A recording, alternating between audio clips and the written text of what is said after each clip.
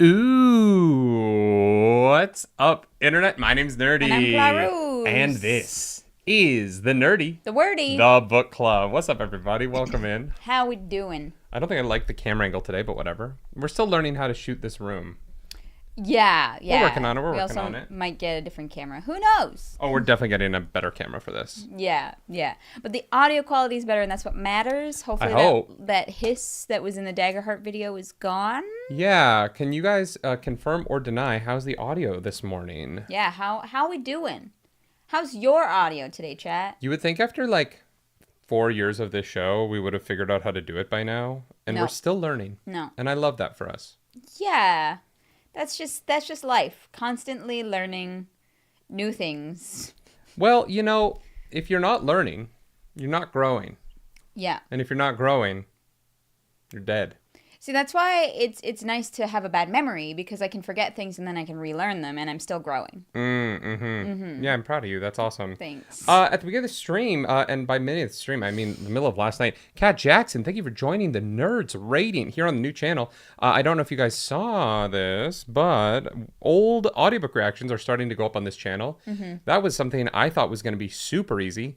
And then I realized that for the past 4 years, I have been dumping every book club video into a giant folder. Yep.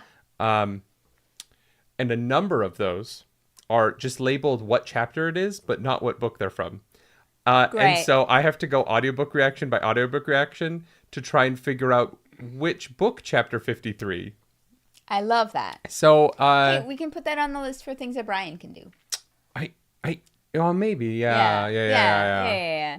We're getting some help. We haven't asked him yet, so we haven't asked him I don't know yet. if you should have doxed him. He's not watching this. What do you mean doxed him? He's been on the channel.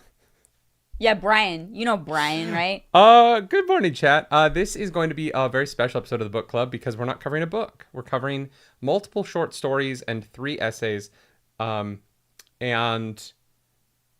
they're all like relatively good. Yeah. You know what I mean? Like, I think that we enjoyed the reading this week. Before we get into that, though, I did post in the Discord, and we'll be posting everywhere else later today, the Rhythm of War reading order. Oh, boy. The split, as they call it in the... Oh, boy. Well, a lot of different communities call it a split. This is a 9 split. It's the biggest split for any book we've ever done. And there's a number of reasons for that. One is that during Oathbringer, we felt like we were not really getting to what we wanted to talk about. Right. And I know that part of that is because we would spend 45 minutes on whatever nonsense tangent I wanted to be too deep into. But we wanted to slow down the reading, A, so that we could feel like every episode was covering everything that needed to be covered. Yeah. But also, B, so that we could fit more books in, so that the Nerdy Wordy Book Club channel is a more diversified channel and not just Sanderson. Yeah, we've talked several times about doing more book clubs, baby book clubs, those kinds of things. And so doing a little bit less reading of Sanderson every week is going to allow us to also cover other books, which is nice. Yeah, no, it's going to allow us to cover other books. We are currently covering like the Fourth Wing series and this, and we don't want this channel to turn... What the fuck? Just buzzing, and you can probably hear it. Don't worry about it. So we don't want this channel to turn into our, like, covering Mormon authors pyre. Pyre's the wrong word, but... Empire. So we're going to fit in some other reviews and things, and we want to talk about new books when they come out and stuff like that. And so going down to about 150 pages a week for Rhythm of War, it made sense to us, to our mods. Speaking of mods... our mods are great. This doesn't actually have anything to do with our mods. We're hiring. Oh, yeah. Do you want to talk about what we're looking for? I did post in the Discord that we are looking for someone who has...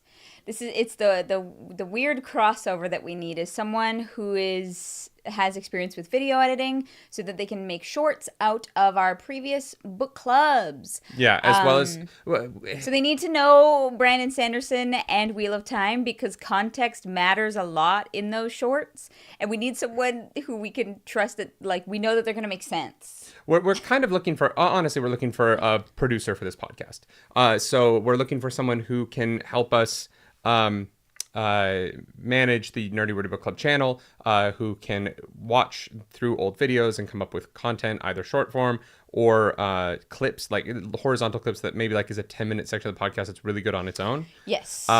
And so, yeah, this is obviously a very paid position. This is not going to be something that we are like, we're not looking for a fan to work for us for free. That's not our style. No. And so we are looking for someone at the moment. If you think that you have the requisite skills to be the producer of the Nerdy Wordy Book Club, please reach out to nerdynightly@gmail.com. Yeah. You get bonus points if you're Canadian. Yeah, or European. Yeah, because it's just easier for us to hire you. Yeah, America's making things a little hard right now. A little bit, sorry. Call your senators. Yeah. If you are based in the U.S., we can probably make it work, but... Yeah, we're just looking for someone with the right skill set. Yeah. Finding an editor who also knows the material that we're covering is like... and is willing to sit through our podcast again. So sorry. I will say this. I very much appreciate you, but if you're like, I don't know video editing, but I can learn, that's not really what we're looking for right now. We don't have the time in our... we don't have the time to teach anyone right now. Yeah, we're a little swamped, which is why we're trying to offload some work. We kind of need someone who is a pro. So, yeah. Anyway, that is our call to action today. Also, I hope you're having a good week. Yeah. Yeah. Just because you deserve a good week. You deserve a good week. Yeah. Mm-hmm. So do we. We deserve a good week. We've had a good week. We did. Yeah. We went and saw the Empire Strikes Back with a live orchestra last night. It was very fun. I've never actually seen one of those live orchestra shows. Yeah, no, it was really cool to see a live orchestra play a movie. Mm-hmm. It's so funny knowing a movie as well as I know Empire Strikes Back. It was the first time I've ever watched it with subtitles. Yeah. And there were lines there was a lot of C-3PO lines that he kind of like starts or ends a scene like walking away from camera saying. Yeah. That I've just kind of never cared they're not important, so I've just never cared. And finding out that like one of C-3PO's lines is like, how are we going to try out the princess's clothes? I was like, oh, wow, I've never noticed that before. Yeah. But anyway, we're here. It's book club. Yes, Cat Jackson, welcome to the Nerds Radiant. We appreciate you. You snuck in there in the middle of the night, I think. So I already said that, but that's great. Oh, yeah. Never mind. You do that to me all the time. So we both do it to each other all the time. I get one sometimes. We both do it to each other quite frequently. We have a lot of production going on in our heads, and keeping it together for the show means that sometimes we are doing other things mentally while the other person's talking. Yeah, and I would rather acknowledge it twice than miss it. Yeah. So... Arzu says, call bonkers ad read. I don't know that was much of an ad read. Work for us. That is bonkers in itself. We pay well. We pay better than other people. We try. Arzu, thank you so much for 5 gifted memberships. Let's freaking go. No alerts today. That's great. They're on. Love that for us.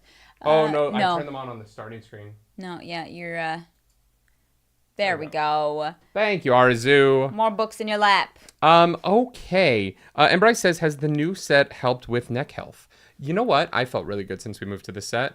We also, instead of moving to the set for book club, we have 3 shows that we do from the set. We don't have 3 yet. We do. We're going to have 4. What? Yeah. Currently, we have book club. We have Discussing Daggerheart, which is going to be coming every Tuesday on the Roleplay Relay channel. Right. And we have live spoiler chat. And then we're going to be adding Okay, But Why, though? Yeah, I guess. Live spoiler chat is like when we go see things or when things finish, though. So sure, but we'll do that from this set because the audio's better. Yeah, no, that is fair. Yeah. You're going to be seeing this set a lot, so you're welcome. Yeah. Hopefully you like it. Yeah, okay. So let's talk Brandon Sanderson. Let's do it. So when last we left Brandon... Not our editor, Brandon. Not our editor, Brandon, no. I don't... Okay. We were in the middle... Oh, no. What? Oh, no, my Gamer Subs is here. I thought I left my Gamer Subs in the bathroom. Gamer Subs. Oh, yeah. Use coupon code Clarus for 10% off. See? Bonkers ad read. We just threw it... Bonkers. We snuck it in there. We were... When last we left the Stormlight Archive... Wait, no, we didn't cover any Stormlight Archive this week. We covered Stormlight Archive last week with Dodge Shard. Yeah. This week, we're in different places. The Cosmere's crazy. Yeah. Cosmere's wild, which is why we need an editor who understands this shit better than we do. Yeah, because they need to be able to, like, understand the context of a clip to make the clip make sense for an audience who, Exactly. Clarus, and to know what, like, what needs to mark spoilers, what need, Yes, that kind of thing. Clarus. Mm-hmm. Where do you want to start? Do you want to start on Scadrial, or do you want to start on Threnodite? You know what? Let's talk about Kelsier, because I don't have a lot to say. So we can really? get through that one pretty quick. Yeah. Yeah. Yeah. Yeah, we got a cute little short story of Kelsier post Pits of Hathsin, but pre going back to the crew. So he's learning from Gemmel, who is like definitely hemalurgically spiked and talking to Ruin. Yeah, I mean, like probably the whole time.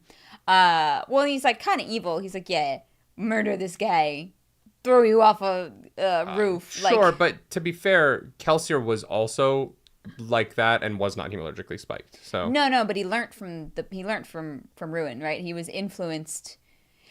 Here's the thing. I think that if you I don't think you need to be magically evil to kill the people who enslave your people. That's my hot take. But like, no. But the point that I'm trying to make is that like Kelsier went through a horrific trauma, and then immediately post-trauma was looking to feel something again because he was so numb. And the first human that he seemed to really like trust and work with, like had him committing violent acts as opposed to like showing him love and compassion, right? I wildly disagree about why Kelsier is working with Gemmel. What do you mean, why? He became a fucking Mistborn and he needs to learn how to use it. Yeah, I know that. He doesn't trust I wasn't talking Gemmel. about the why. Yeah, but you're like the first person that he went to who he trusts. Your first human experience. He doesn't. I don't think that this is his first human experience. You think that something else happened before this? Yeah, I think he went home first, and then he had to go he had to realize he was a Mistborn, go find Gemmel. Like I don't think he like went from the Pits of Hathsin to Gemmel. No. It's been a few months, but I think that this is his. Like the way that this reads to me is this is his first human connection, and he's not like he is completely numb and traumatized, and Gemmel is not the right person to help Kelsier through that trauma. I don't get any of that from this. Really? Okay. Yeah, Kelsier needed a practical solution to the problem of I don't know how to be a Mistborn, he went and found the person he previously knew. It's also practical. Like, don't get me wrong. This isn't like he didn't like, go to Gemmel and he's like, I need a human connection from you. You went to Gemmel and he's like, I didn't say that. But you did. You said this is the first human connection he's had since. Not intentionally. So he is driven to Gemmel by circumstance. Not because he's like, Gemmel's the guy for me. And I just think that Gemmel, like, in terms of personality and, chatting with Ruin, is not the best influence in that moment. He's great. He seems to be a great teacher, right? He knows what he's doing. He's going to help Kelsier do what Kelsier does in later books. But, like, I just think that someone in Kelsier's mental state maybe could have used his team, right? He didn't want them to see him, and so he was staying away. I so disagree with everything you're saying because it implies that Kelsier like could have been that Gemmel is the reason why Kelsier hates the nobles or is more violent towards the nobles when it's that they're fucking awful enslavers. Like Gemmel, regardless of whether Kelsier meets or what Kelsier learns from Gemmel or not, Kelsier came out of the Pits of Hathsin having watched his mare die and having his arms fucking carved up, getting atium for the Lord Ruler. I don't think that it matters what Gemmel's morality is. I don't think he's an influence on Kelsier at this point. Kelsier's worldview is a little set on fuck those guys. I think it's very telling that the first thing that Kelsier feels since leaving the Pits of Hathsin is this spark while he's murdering a dude. I just don't think that comes from Gemmel. I think that comes from the fact that dude is enslaving his entire race. Yeah, I'm just saying I don't think Gemmel is a great influence because Gemmel's very gung-ho for murder. Kelsier's first plan is to go in and talk to the guy. That is Kelsier's first plan. of he's going to disguise himself and he's going to go talk to this guy. And Gemmel is like, haha, very cute. You kill now. Like, go murder. But that's not about a morality difference. That's about the fact that Kelsier is still thinking like a person who can't go in and kill everyone. That has nothing to do with Kelsier's desire to murder everyone. He doesn't talk about a desire to murder everyone. But he hates the nobles. He just can't walk into the building and kill people because he's still thinking like he doesn't have superpowers, right? Like the reason why he's saying, "Oh, I'll go in and I'll manipulate them," isn't because he's like, "Oh, I care about the nobles' lives." He doesn't give a shit about them. That's not what I'm saying. I'm saying that his first impulse isn't to go on a murderous rampage, and Ruin / Gemmel is like nudging him to commit violent acts. Gemmel isn't nudging him to commit violent acts. He's nudging him to act like a Mistborn. Sorry, you're right. He forces him to commit a violent act because he throws Kelsier into a situation where he has to defend himself to save his life. So you're right. I was wrong. He literally forces him to do it to save his own skin. It's not to save his own skin. Gemmel knows that as a Mistborn who is Ska, Kelsier's going to get murdered. And he has to fight other Mistborn now when Gemmel's there to maybe save his ass if he needs it, so that he can learn. Yeah. It's not about becoming a murderer. It is literally, he doesn't have a choice. Like, you're acting like Kelsier is going to have a choice in this world, and he doesn't. Kelsier is going, his life is going to be violence. No, he doesn't. And this is where you and I fundamentally disagree here. He doesn't have a choice. Kelsier's life is going to be violence. And Gemmel understands that, and Kelsier is still thinking like he is a thief, and he isn't. And I just think that it is very telling that Ruin is able to influence Kelsier to be more violent, right? But Kelsier's original plan is to go in and talk to the guy, and Ruin is like, how about murder, though? Ruin has nothing to do with this. That's not true. Ruin is literally talking to Gemmel and influencing him. Don't know that. There are people who are just crazy. Okay. Like, all right, that's fair. So you're just assuming that that's a fact, and it's insinuated, and it's probably true, but we don't know that to be a fact. Yeah, I just wouldn't think that it would be relevant that he's crazy, but it's relevant that he would be spiked. But but this is where like the magic of Sanderson's worlds can get a little bit complicated, because it is implying that the pressure of being Mistborn on its own wouldn't be enough to drive someone mad, and it is, right? The world that Gemmel lives in is so fundamentally violent towards him. Sure. And so fundamentally violent towards everybody he knows at all times that the idea that it has to be magic is one of the problems I have with Sanderson's stuff. I just think if it's Ruin, it's relevant and it like relates back to the original trilogy. But it doesn't matter if it's Ruin. And that's the point. Kelsier's life is going to be violence regardless of whether Gemmel is spiked or not. And Gemmel, regardless of if he's spiked or not, the importance with which Kelsier needs to understand that his life is going to be violence is at a tantamount. See, I disagree because I think that in the trilogy we're shown Lestibornis is able to like pull away from Ruin and stop Ruin from influencing him towards violence and choose another way. That is not the world Kelsier lives in. You're talking about the world that Kelsier created after the Lord Ruler is dead. Lestibornis did not get to choose to walk away from violence while the Lord Ruler was alive. And so the idea that the like ruling class of nobles would allow any Mistborn to exist without violence being a mainstay in their life constantly is just not true. Lestibornis does not live in the third book in the same world that Kelsier lives in this book, right? No, I think that that's fair, but I think that, but again, that is why I believe that this short story is paralleling, like it is so closely tied to and related to the trilogy that it makes sense that Gemmel is spiked. I don't think like again, Gemmel but that's just a huge assumption. It's not really, because Gemmel being crazy doesn't add anything to the story. It doesn't matter. And again, this is where the like Brandon Sanderson of it all makes things a little bit complicated, and why I sometimes think that he, in his attempts to make his magic systems about mental health, can miss the mark a little bit, because it is important that mental health is not just a part of the magic system, right? That it isn't just that like people who are invested become neurodivergent. And but what you're saying is like if he's crazy and it's not Ruin, it doesn't matter. And it's just that people go people can become paranoid because their lives are paranoia. Sure, I just mean it's not relevant to this like couple page story that Sanderson's trying to tell. It is if the character's just a paranoid wreck because, like, you're saying that in order for it to make sense, or not for it to make sense, but in order for you to buy into Gemmell's presence in this story, it has to be magic insanity. And I'm saying the story doesn't go there. Well, because the story's not about Gemmell, right? Well, but it is. It is about, like, the way in which he is imparting his knowledge of how violent his world is onto Kelsier. And that violence is inherent to Kelsier's life, regardless of ruin, regardless of hemalurgic spikes. None of that... I just think that, like, if you have someone who is, like, a war veteran who comes home, like, perhaps there are, like, interactions in those months afterwards with other people should be positive as opposed to negative. Okay. Okay, but you're fundamentally misunderstanding the world of this book then. Kelsier is not coming home. Kelsier is going to war. And this is where he hasn't decided to go to war until the moment doesn't where he's like, matter. I have He this doesn't plan. get a choice. He doesn't get a choice. There is no choice for him.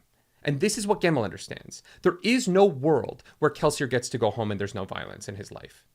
Violence will be fundamental to every action that he has perpetuated upon him. You're peeking, may I? Perpetuated upon him by the state moving forward. Yeah. He's not going home. But when we read the first book, we agreed that Kelsier is a little problematic. He kills when it's unnecessary. And that the moment that he decides to not kill Elend or to save him is huge for his character, right? When we first read that book, how he influenced dies. The idea that him saving because he knew he was going to die. He went there to die. That was the point. That was his plan. Because his life is violence, and Vin's life is violence. I agree. And he committed unnecessary violence. No, he didn't. Sometimes, yeah. Even his friends think so. Okay, but if he hadn't committed that violence, would all of the slaves have been freed? Like, the idea that he would have ever gone home to, like, mentally recuperate in a world where he was going to watch every single person of his race be enslaved, I just don't agree with that on any level. I think his friends would have been a better influence on him than Gemmell and maybe Ruin would have been. In book 1, our prediction was that Kelsier might live long enough to see him become the villain. Like, that is the path that we thought Kelsier was on. And this story is the start of that path. Well, not the start. I think, obviously, the Pits of Hatsin is the beginning of it. Sure. But that moment where he feels something committing violent acts and loses any regard for, like, the value of a life. I think that you have now a very different opinion than you did when we read that first trilogy, because we were worried about Kelsier. I was worried about, but you don't understand why I was worried about Kelsier. I'm not worried about him in the sense that I think that he should have done different actions to take down an oppressive regime. I'm worried that he was going to become an oppressive regime. Yeah, because he cannot separate himself. But you have to use the tools that your enemies are willing to use in order to win a war. Sometimes. No. Yep, throughout sometimes. history, always. There is like, maybe you could go to, like, South Africa and, like, Nelson Mandela's, like, nonviolent protest. But one of the problems with the Mandela of it all, aside from the fact that people think that he died in prison, is despite the fact that he was president or prime minister. I don't know if South Africa is a president or prime minister for a long time after that. Mm-hmm. Is that people think that there was no violent protests going on at the time, that South Africa was, like, saved by nonviolence, even though there was. Mm-hmm. We just deify Mandela because he was wonderful, and I'm not trying to, like, take away from him, mm-hmm. but the idea that, like, it was only him is this westernized view of what happened that just mm-hmm. isn't true. It doesn't look at the full scope of the picture, right? Yeah. The problem is that Kelsier has superpowers mm-hmm. that he's not allowed to have, and he's going to get murdered. Like, the rest of Kelsier's life, he has to hide his actions, and he is in danger from the state at all times. Mm-hmm. there is no version of that where he goes home and like his friends help him have a better outlook on life. His life is going to be violence. That's just what it is. When they find Vin, they start training her to do violence immediately because they know her life is going to be violence because she's a Mistborn. That is just a fact of life. And there is no world in which it is right to not train her to protect herself when every single person on the street could want to kill her. Kelsier never throws her into a fucking unsuspecting battle royale situation with another Mistborn. He does it better than Gemmel, but he still does the same thing. No, he does not walk into a nobleman's house and force Vin to murder this person in self-defense. Chris, I want to say thank you for that super chat. I agree. I think that you don't need 100% violence when 80% will do. I've never said that Kelsier could, like, kumbaya his way out of the Final Empire. You said that he needed to go to his friends and get, like, therapy. That's not what I said. I said Gemmel is a worse influence on Kelsier than his friends would have been. But his friends can't teach him to be a Mistborn. Okay. So like... They're separate things. What would they influence him to do? To fucking help, like, get over Mare and, like, remember that, like, he has humanity inside of him. Who the like, fuck does that help? It doesn't help Kelsier. It makes him feel a little bit better while he doesn't have the power to fight Inquisitors. 100% nihilistic and nobody deserves to be happy. Then yeah, I guess Gemmel is the right choice. They're slaves. Uh-huh. Kelsier was not a slave before the Pits of Hatson. Deserves to be happy? He's going back to a town that is choking on the ash of a man's ego.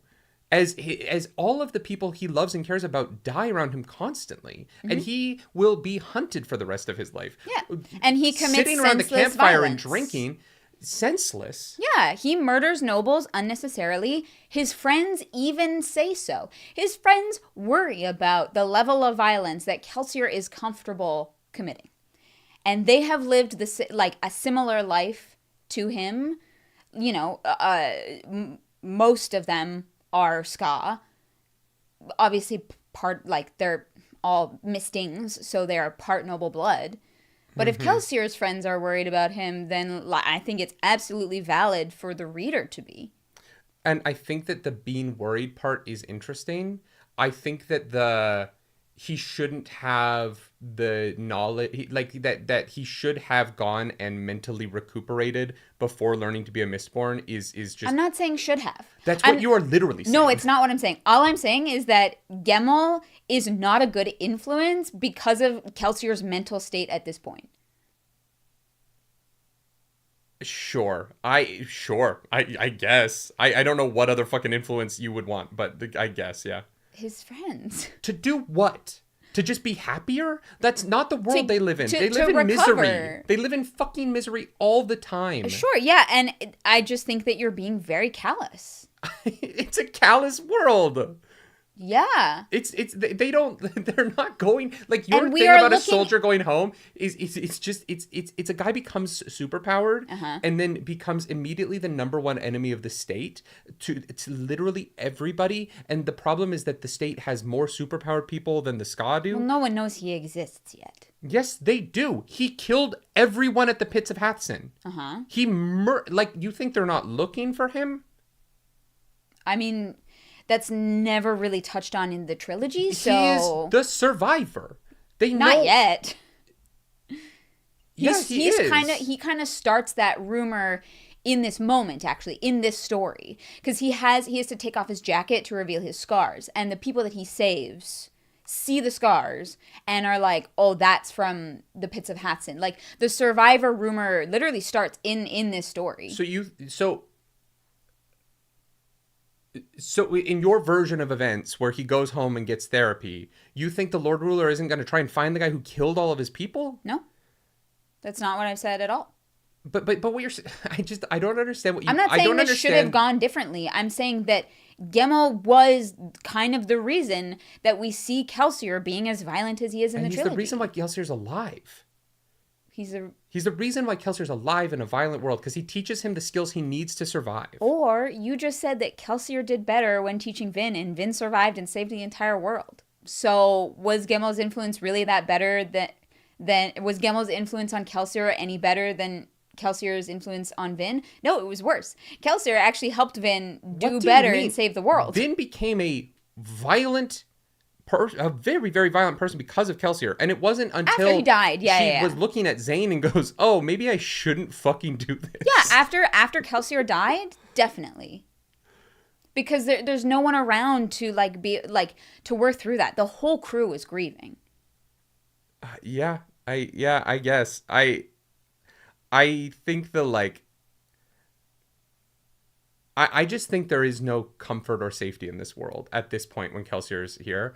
And I think that Kelsier just destroyed the entire the most important operation in the Lord Ruler's country. Mm-hmm. The financial backbone of the I just think that at this point in the story, Kelsier is the most wanted person in this country, and he also just recently got superpowers he doesn't know how to use. Mm-hmm. I don't think that any amount of time with his friends is as valuable as him learning the skills, no matter how much of an emotional influence Gemmel may or may not be on him.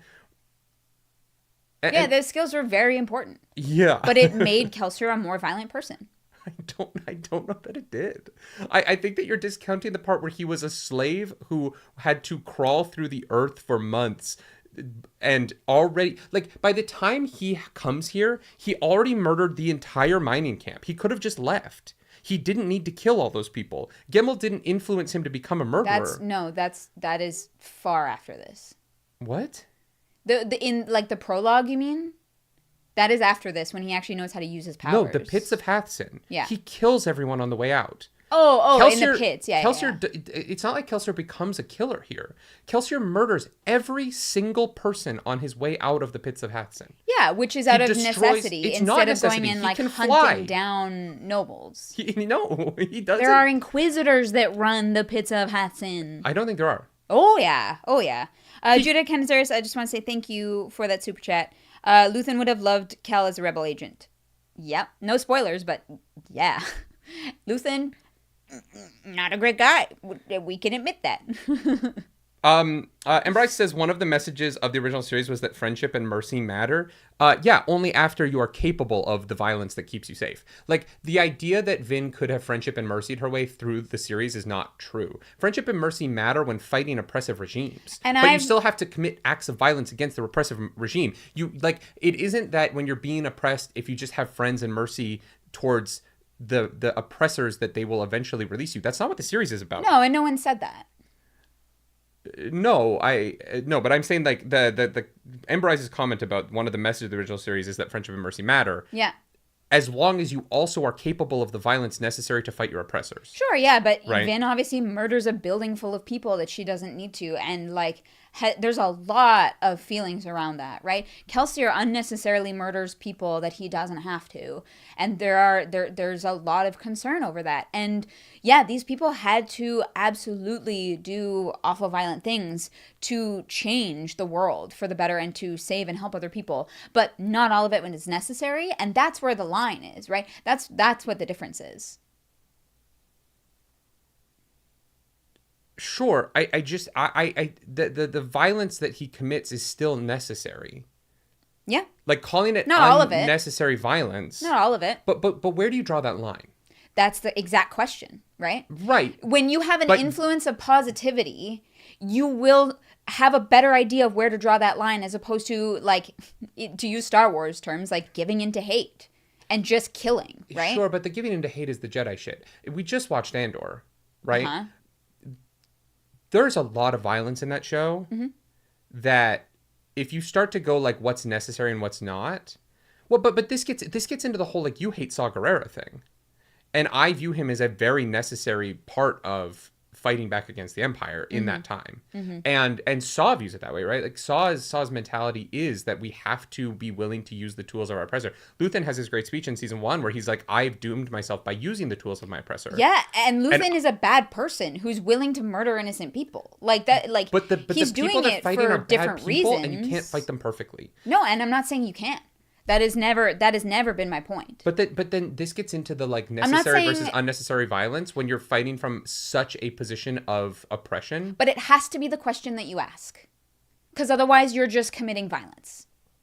There has to be a reason for it. Otherwise, you literally are no better than the person that you are fighting, right? I disagree with that. I think that it's a question that you can only ask in hindsight. Because I think that if you hesitate, if you are hesitating, it's not about hindsight. Kelsier hunts down noblemen. He's not in the moment committing violence. That's not, oh, I was in a situation, should I have killed them or not? It's, I deliberately and calculatedly, whatever that word is, went and murdered and hunted down this person because I didn't like them. Because fuck them, because they're a noble. Okay, the nobles have their sons rape ska women. Some of them, yeah. In order to gain Kelsier their manhood. Does not bother to find out which ones. We don't know what he knows about them. That's not true. We don't know. The book does not get into Kelsier doesn't really seem to do his research. It seems that his friends think it's unnecessary, and so as the reader, I feel inclined to believe his friends. I just want to say, Quebexican, thank you so much for 10 gifted members. Oh, shit. Hi. Thank you. That's incredible. There will be more reactions going up on this channel. Promise. They'll get there. We still only have... Hey, I put up through Knife of Daggers, so we're getting... They're going. My favorite Wheel of Time book, Knife of Daggers. Also, yes. Fuck, did I say Knife of Daggers? You did. Knife of Dreams. God damn it. Yeah. Also, Stream Elements is still only doing one of the 4 timers that I scheduled. So thank you, Stream Elements, for coming through 25% of the time. Sweet and Savory says, Luke brought back Vader with mercy. This is one of the funny things that I love about Star Wars, is that we talk about the Vader mercy moment at the end of the series. Luke also shoots an insane number of stormtroopers. Yep. When Luke blows up the Death Star and kills millions of people in A New Hope. Mm-hmm. And then they're like, yeah, but Luke brings back Vader with mercy. I'm like, yeah, no, you're right. Luke is a violent terrorist who kills millions of people, and we cheer for it. And I understand that people are like, well, that's necessary violence because that's a weapon, right? It's a weapon, and they all work for the Empire. They're all being paid. Kills Tivik on the streets of the Ring of Kafrene. Yeah, we didn't like it. I did. It was necessary. I didn't like it, but I understood that it was necessary. I thought you meant the opening of Andor. Never mind. Yes, that is unfortunate. He killed a friend. There are ways in which when you are fighting a regime that will not hesitate to use violence and that is as oppressive and awful as the Empire or as the Lord Ruler are, that the worrying about necessary or unnecessary violence is something that can be done by the people who don't need to do it and who do it in hindsight. Or the people who premeditate murder. But it's murder of people who are constantly perpetuating violence. Maybe. Right? Was Elend? No. Not maybe. It isn't maybe. Kelsier believed Elend was a shit noble who was no different than any of the other ones. Kelsier never went to kill Elend. No, but he would have killed Elend. His dad. He would have killed Elend if pre-Vin. He would have killed him if there was a reason to, but he never found reason to. And he never did. We never see him go after a kid. We see him murder adult nobles who own slaves. They are perpetuating violence at a constant rate. Yeah, Elend also owned slaves. Sure. But we consider him to be a good person who probably doesn't deserve to be murdered in cold blood. Yeah, and guess why because he didn't like the whole slavery thing. And so how can Kelsier know? Does he interview each noble before he shoots a coin through their head? He kind of just goes and kills them. I think we just need to move off this. We're not going to agree on this in any way, and I just think that we can argue about this back and forth forever. Yeah. Judah Ken is there. Thank you for that super chat. Important to note that Marsh scolds Kelsier for killing Ska, who are just trying to survive, and Kelsier doesn't care because they made their choice. Those Ska are not innocent, right? The idea that their race makes them innocent of being the guards of the people who are doing the violence. Mm-hmm. It goes back to the stormtrooper problem, which is the same thing as assuming the race of the nobles means that they're all bad. Okay, but they actually do own the slaves. They are the oppressive class. They are the enforcers of the pain and misery of every single Ska in the country. That is their role in society. Okay. That is their downfall, right? That is why he wants to kill them. Yeah, and not everyone treats them poorly. Some of them see them as workers, and I think that like the distinction goes both ways. No, it doesn't. No, it doesn't. It doesn't go both ways. It just fucking doesn't. So if I'm nice to my slaves is not a fucking argument. I'm sorry, it's just not. So if you're born in a society into the society as a noble person, and your family owns slaves. Yeah. Right.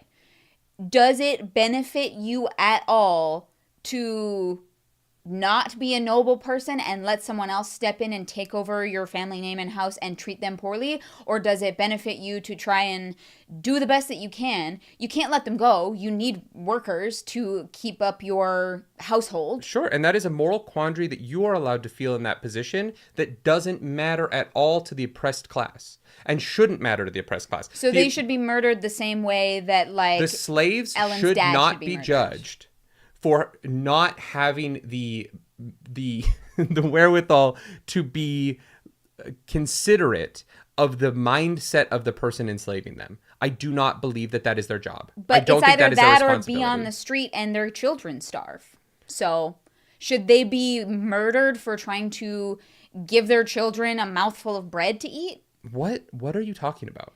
These people work for the nobles because they have to feed themselves and their families. They don't work for the nobles. They are enslaved by the nobles. Calling enslavement work is sure. Some not of them appropriate. I'm sorry, it's just not. Some of them work because they're soldiers. So it depends on what position you have. They're not employees. They're not working. It's really important that you understand they're not working. They're enslaved, and they do not have a choice. Okay, they are enslaved for money because they have eat somehow. They have to have an income to eat. Nothing is free in this world. That is not how enslavement works. They don't have. Yeah, they get paid. There's a percentage that's like set. There's literally a wage that is mentioned in the book. Sure. Again, that doesn't. Yes, Kelsier's just murdering slaves. There are going to be casualties in a war. And treating it like the nobles get to decide whether or not they are soldiers in that war, but the oppressed people don't, is the problem, right? Being a noble in this world and oppressing as violently as they do and being a part of that class makes you a part of the civil war that is going on in the country. That is just a fact of life. And yes, you don't choose it. We often do not choose the places that we end up in society. That is not that's not what we get, right? Yeah. I didn't choose to grow up in Canada. I didn't. I'm still morally responsible for what that means for me. Even though it's not my choice. And even though I do try and be the best person that I can be. And I do try and do as much charity work as I can fit into my schedule. I do try and give back. There is still a level of global oppression that comes from the system that I was raised in. And I don't have a choice to change that. I don't have a choice to fix it. Yeah. I vote the best that I can to bring politicians and leaders to my country that I think are going to make the best choices, that are going to bring the most good to other people, that are going to be the kindest and the most sympathetic, and that are going to bring what I want the future of the world to be into fruition. The problem is that I don't get to choose everything. And at the end of the day, my choices butt up against the choices of 40 other million Canadians, and butt up against the choices of 350 million Americans, and then butt up against the global population as Canada's influence wanes as it gets further and further from the country that I grew up in, right? There is a limit to my ability to change the situation that I think is not good, but there is a moral obligation to not, in my opinion, a moral obligation to not infringe upon the necessities that the people who do not have it as good as I do must entertain in order to try and improve their lives. And there are people around the world who would wish me dead because of the privilege that I have. And they're not evil for that. and I don't judge them for that, and I understand where they come from. Yeah. I cannot, from our nice house in Canada, sit here and say that I judge the slaves of Luthadel for their violent actions. I just can't. I can't say that I can't say that I have any moral authority over what is necessary or unnecessary violence in a situation where there is simply nothing but choking on the ash of an oppressive class that will rape your women and kill your men indiscriminately at any time and suffer no consequences for it. I can't make that judgment. I can't find it in myself to say that they have done anything morally wrong when the morality of their world is stacked against them so severely that there is no way to balance the deck. And that's where I come from on it, right? Like, yes, is Kelsier committing murder in cold blood? I guess if you believe in God, that might matter. Why does that matter? Well, I just like, you're like, well, his soul or whatever. If you think that his soul can be tarnished by that, then... I have not once mentioned his soul. I don't know No. what you mean by that. I'm saying that, like, there are people who would view what Kelsier does as, like, ruining his soul, right? That's like a moral... That is the argument and for... I just see it as he's made some bad choices. Kyle, thank you for joining the Nerds Radiant. Hell What's up? Yeah. Welcome on in. Yeah. Yeah, I don't know. Yeah. I think... And I think what you said just now is absolutely correct. I just don't think that all of the violence that Kelsier commits is necessary. And I think that my last pushback against that is that I think that... You were like, I want to move on. I know, my last pushback is I think that trying to determine what is and is not necessary is for historians. And I don't think that... Or it's for analysts like us who are looking at a story and seeing like what we can infer from having the bigger picture. But which noble that he killed would have saved the Lord Ruler's life, right? Which noble that he killed... When you're talking about necessary and unnecessary, right? You're talking about in the terms of overcoming an oppressive class, right? You're talking about the ones that you didn't need to kill to get the outcome that we know they got, right? You can't think about necessary and unnecessary killing mid-war. So then right? Just kill everyone. Just don't worry about just kill everyone because anyone might be the one person to save the Lord Ruler's life. I mean, yeah, from Kelsier's perspective, that is acceptable. And at that point, you've gone too far.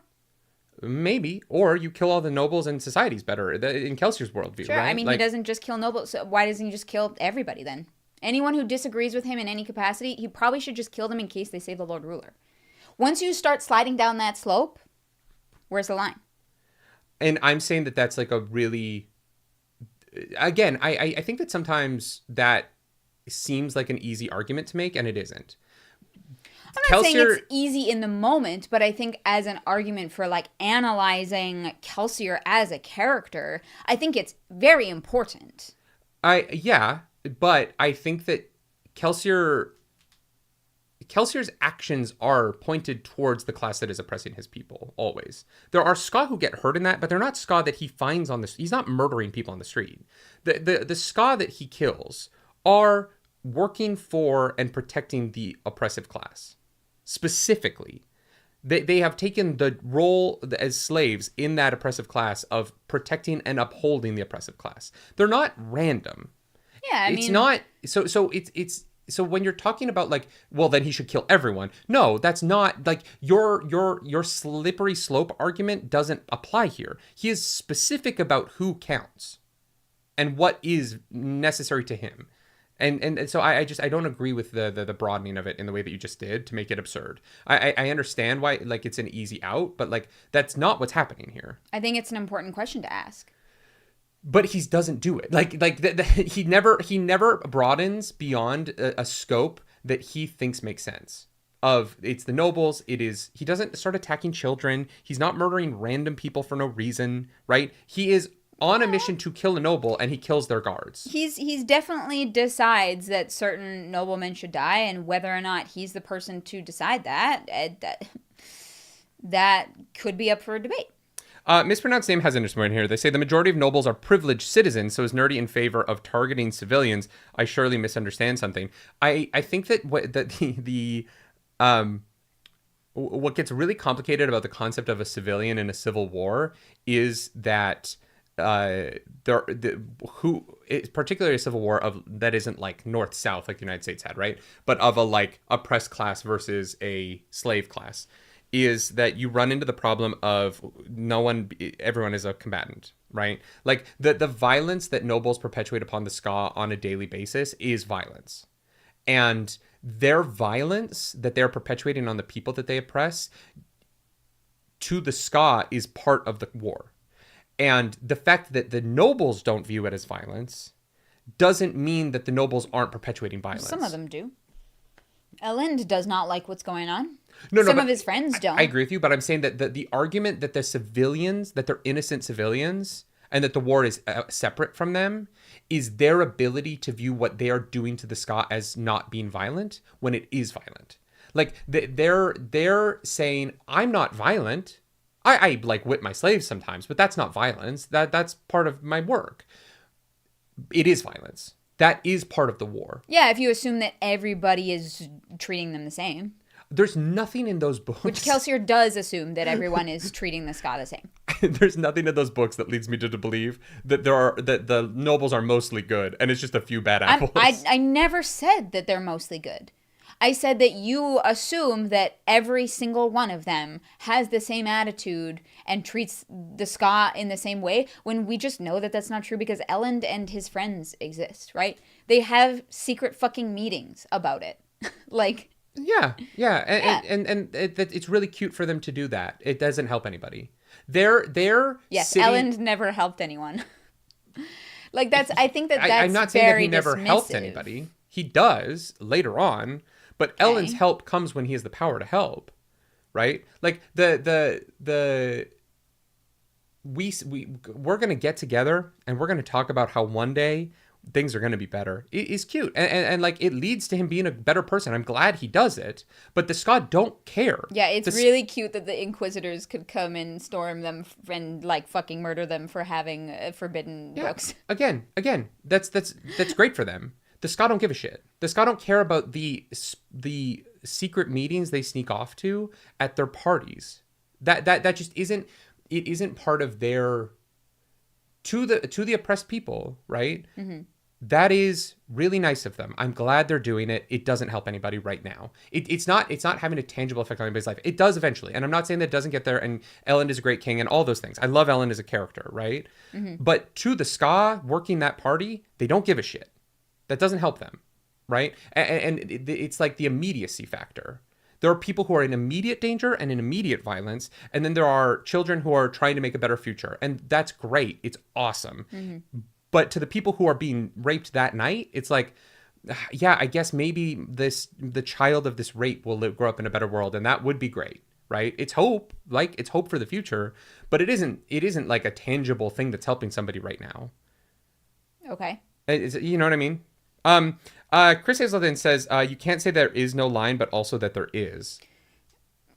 But that's everything, right? Like you can, and we do. There is no line ever in life. You are saying that there is no line, but also that there is a line, what Chris means. No, I am saying that you can attempt to form lines, but that lines don't actually exist, right? The lines that exist are only the ones that we come up with.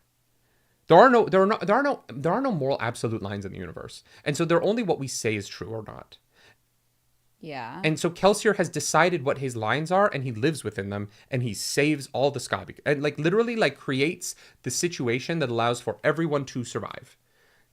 He is the reason he's deified in Mistborn Era 2 is because he literally did that. Yeah, and it wouldn't have worked without everybody else. He didn't do it alone. I'm just saying, like, thank God in that one moment, Kelsier decided not to let Elend die, because otherwise his plan would have gone to shit and they'd all be fucked and the planet would be dead. Like, well, we don't know that. We don't know that Elend needed to be around to do all the rest of it. But Elend was a good person to do it. But at the very end, yeah, okay. Well, somebody would have been. You know what I mean? Like, maybe to say that, like, Elend. there's no guarantee that Elend is the reason why it works at the end, right? Someone else could have done that.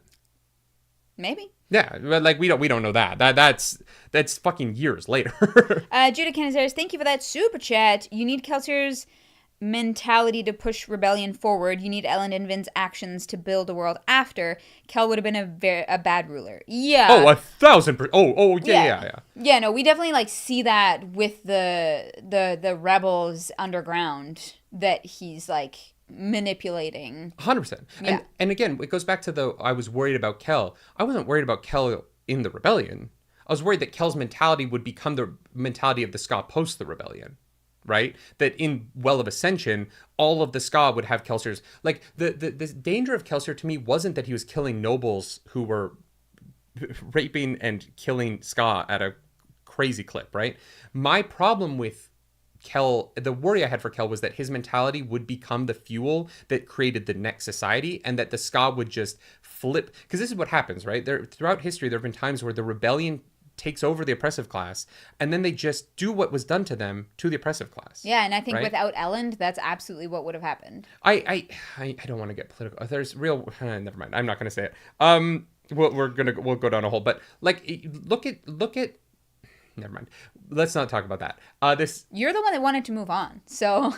Well, no, I'm responding to the super chat. If you're going to super chat, I'm going to respond to it and give you time. Yeah, I appreciate super chats. You're just like, I'm going to... No, I'm not. I was about to bring up a current situation. Yeah, I don't want to get into it. Yeah. Cade, thank you as well for that super chat. I think there's an argument that there could have been a proposal to nobility to end enslavement before violence is taken, but what else can you do when they refuse? And that's what I'm saying. I don't think that Kelsier is bad, or like you obviously need that person who is willing to push the lines of willing to commit violence. I just think that Ruin definitely, because I think that Gemmel is being influenced by Ruin, I think that Ruin definitely had an influence on making Kelsier maybe more violent than he needed to be, was my original point. Because we know that Kelsier, I think Kelsier committed more violence than he needed to, based on the information that we have from like his crew, and how Vin sees him in the moment, and also sees him like post like his death. And so yeah, I absolutely do not think that that the revolution could have happened without Kelsier doing what he did. I just think that he maybe killed some people that he did not need to. And I think that he could have committed more violence, and I still think it would have been appropriate. I do. I think that that when... makes me sad. I think that when the stakes are your entire race, and when the oppression of your race is being done systemically and methodically and so violently, I think that it's really only from a place of privilege that you can judge those actions, right? I think that I think that it is really hard for me to sit here and say like he really should have saved some of those nobles. I have a hard time with that, and I think, well, none of us are saying that, so. Well, no, but you're saying he shouldn't have killed them, and I'm saying Kelsier really committed violence against people that he doesn't know in a way that is unnecessary, right? Like, if Kelsier had been like, okay, I know for a fact that, like, you know, this is how this is this noble's beliefs, right? Like, this is what he's done, these are like his crimes, so to speak, and he was more like Batman vigilante, I guess, would be different than, well, he's a noble, so I'm just gonna assume that he is the worst of the worst. That's not really that's not how he's established, though. And then there's a lot of nobles he kills that we don't know why he does it, and neither does his crew. And they're like, hey man, like, the opening of the first Mistborn book, like of Final Empire, we see him kill that noble because of what he did to the young girl. Yeah. Like there is like there is a push-pull in Kelsier's violence that is established there.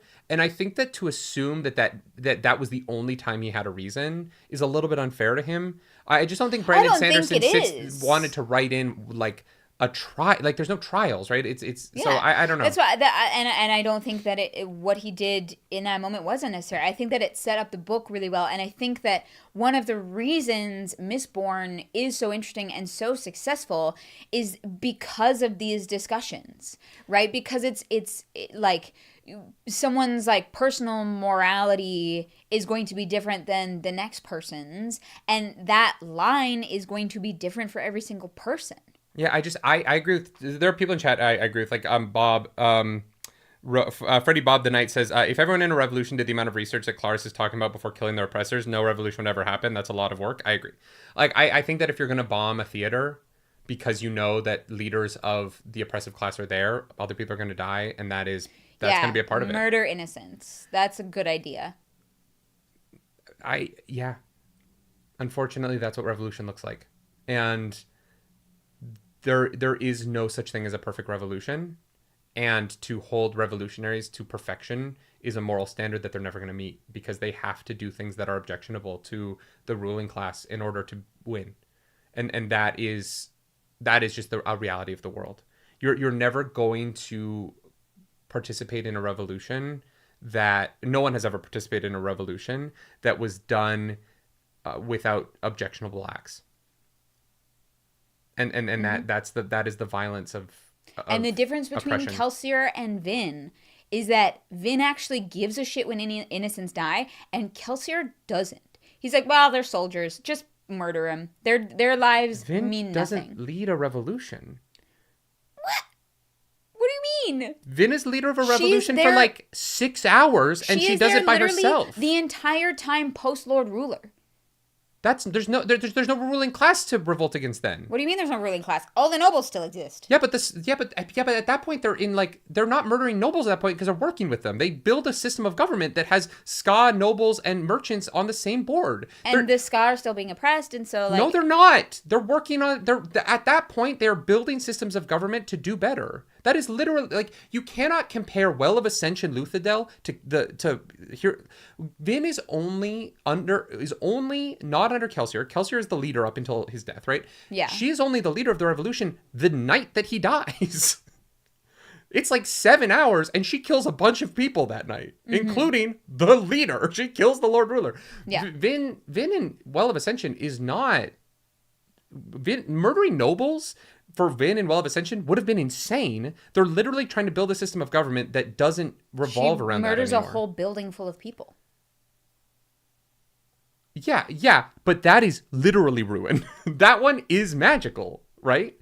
But it is also Ruin's influence. And my original point is that Kelsier, in this vulnerable moment, after this incredible trauma, I believe is being influenced by Gemmel/Ruin to be a little more violent than he needs to be.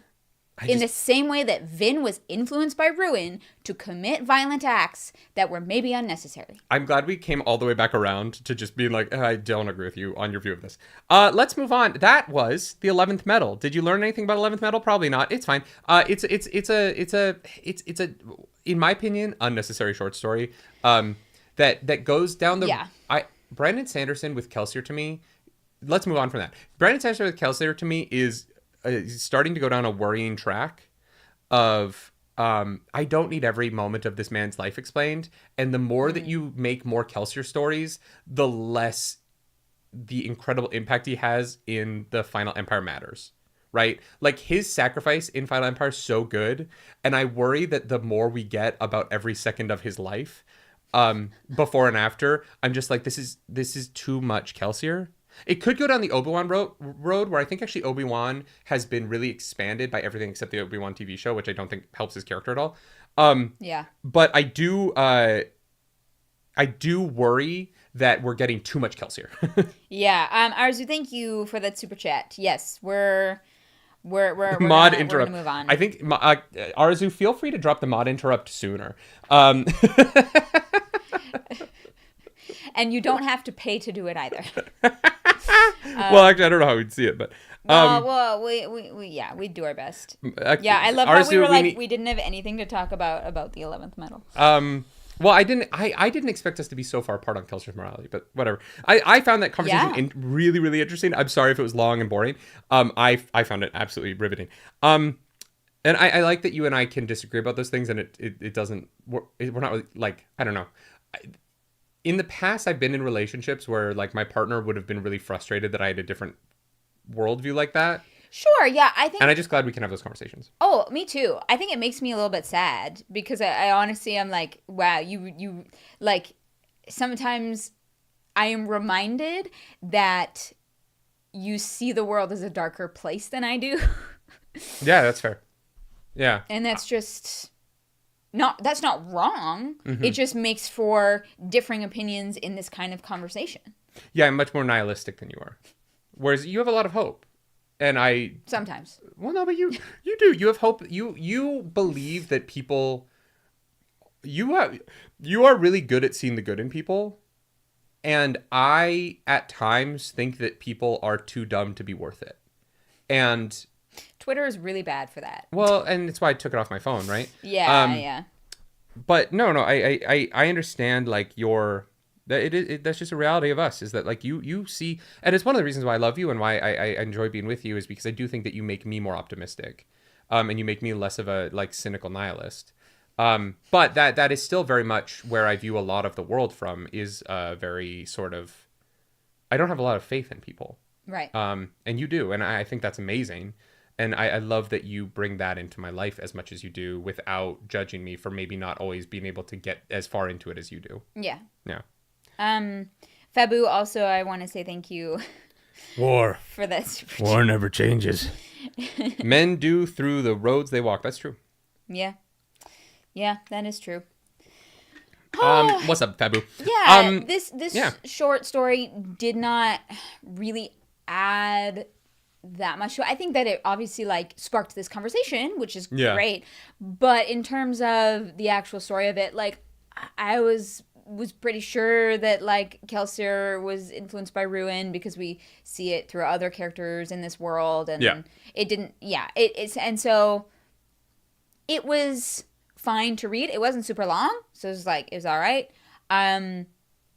It's a little bit sad, because you're like, oh, damn. Yeah, no, yeah. Kelsier's fucked up. Well, and we also see him get the book that Ruin wrote to convince him that there is an 11th Metal, which sets off his, like, kind of idea that that's going to be the way to defeat. Yeah, I also, like, fully, like, as soon as this short story started, I was like, is Gemmel Hoid? Please do not let Gemmel be Hoid. Oh, yeah. I was like, no. I was like, I feel like I'm, like, paranoid. I'm, like, seeing Hoid everywhere. I'm like, please, that can't be Hoid. No, we know Hoid. It's not Hoid. I know. We know it. No, it can't be Hoid, because Hoid gets Mistborn powers. Yes. When Kelsier is dead. Yeah. Yes. I know. Hoid gets Mistborn powers in a different Kelsier. I know. Short story. I know. I was just like, are we being Hoided again instead of Duned? It's just Hoid. Victor Desana, thank you for that super chat. So fun fact, 11th Metal is unnecessary. It was an intro fic for the old RPG, so it's just a fun tidbit. Yeah. I liked, all of these have postscripts that explain why they exist. Yeah. And this one was interesting that his friend's RPG, his friend asked for, like, a story to help sell it, right? A new Brandon Sanderson short story. I don't know why more TTRPGs don't do that. Like, smart. You know, like, if we should like, make a TTRPG. Fuck no. In this market, no. You want to compete with fucking Daggerheart? Nope. We have a show about Daggerheart. I think that's enough. Yeah. No, but good. You know, if Daggerheart had, like, a Patrick Rothfuss short story, I know how controversial. Maybe not Patrick Rothfuss, because people would be pissed he hasn't written the charity chapter. Like, you wrote that, but not. Yeah. Mm-hmm. Where's the stone door or whatever? Doors of Stone? I don't know. I've never read a Rothfuss anything. Me neither. The only thing I know about Patrick Rothfuss is the episodes of Critical Role he's on. Oh, that's fun. I did not know that. But yeah, no, it is. So this story has a lot of, like, descriptions about how the magic system works, because Kelsier's learning, but also it was Brandon Sanderson's way of introducing people to the RPG, of the idea of it, so that they could get invested, which I think was fun. I think it's a really interesting way to get people into a TTRPG. I like the idea. I wish you know, I would love if like the player's handbook's already so big for D&D, but like, you know, like if it started with a really captivating little short story about the Forgotten Realms, I think that would be great. Well, it's similar to the whiskey that you bought. Oh, Quest End. Yeah. That had, so each one was its own class, and they came with like a little like character story.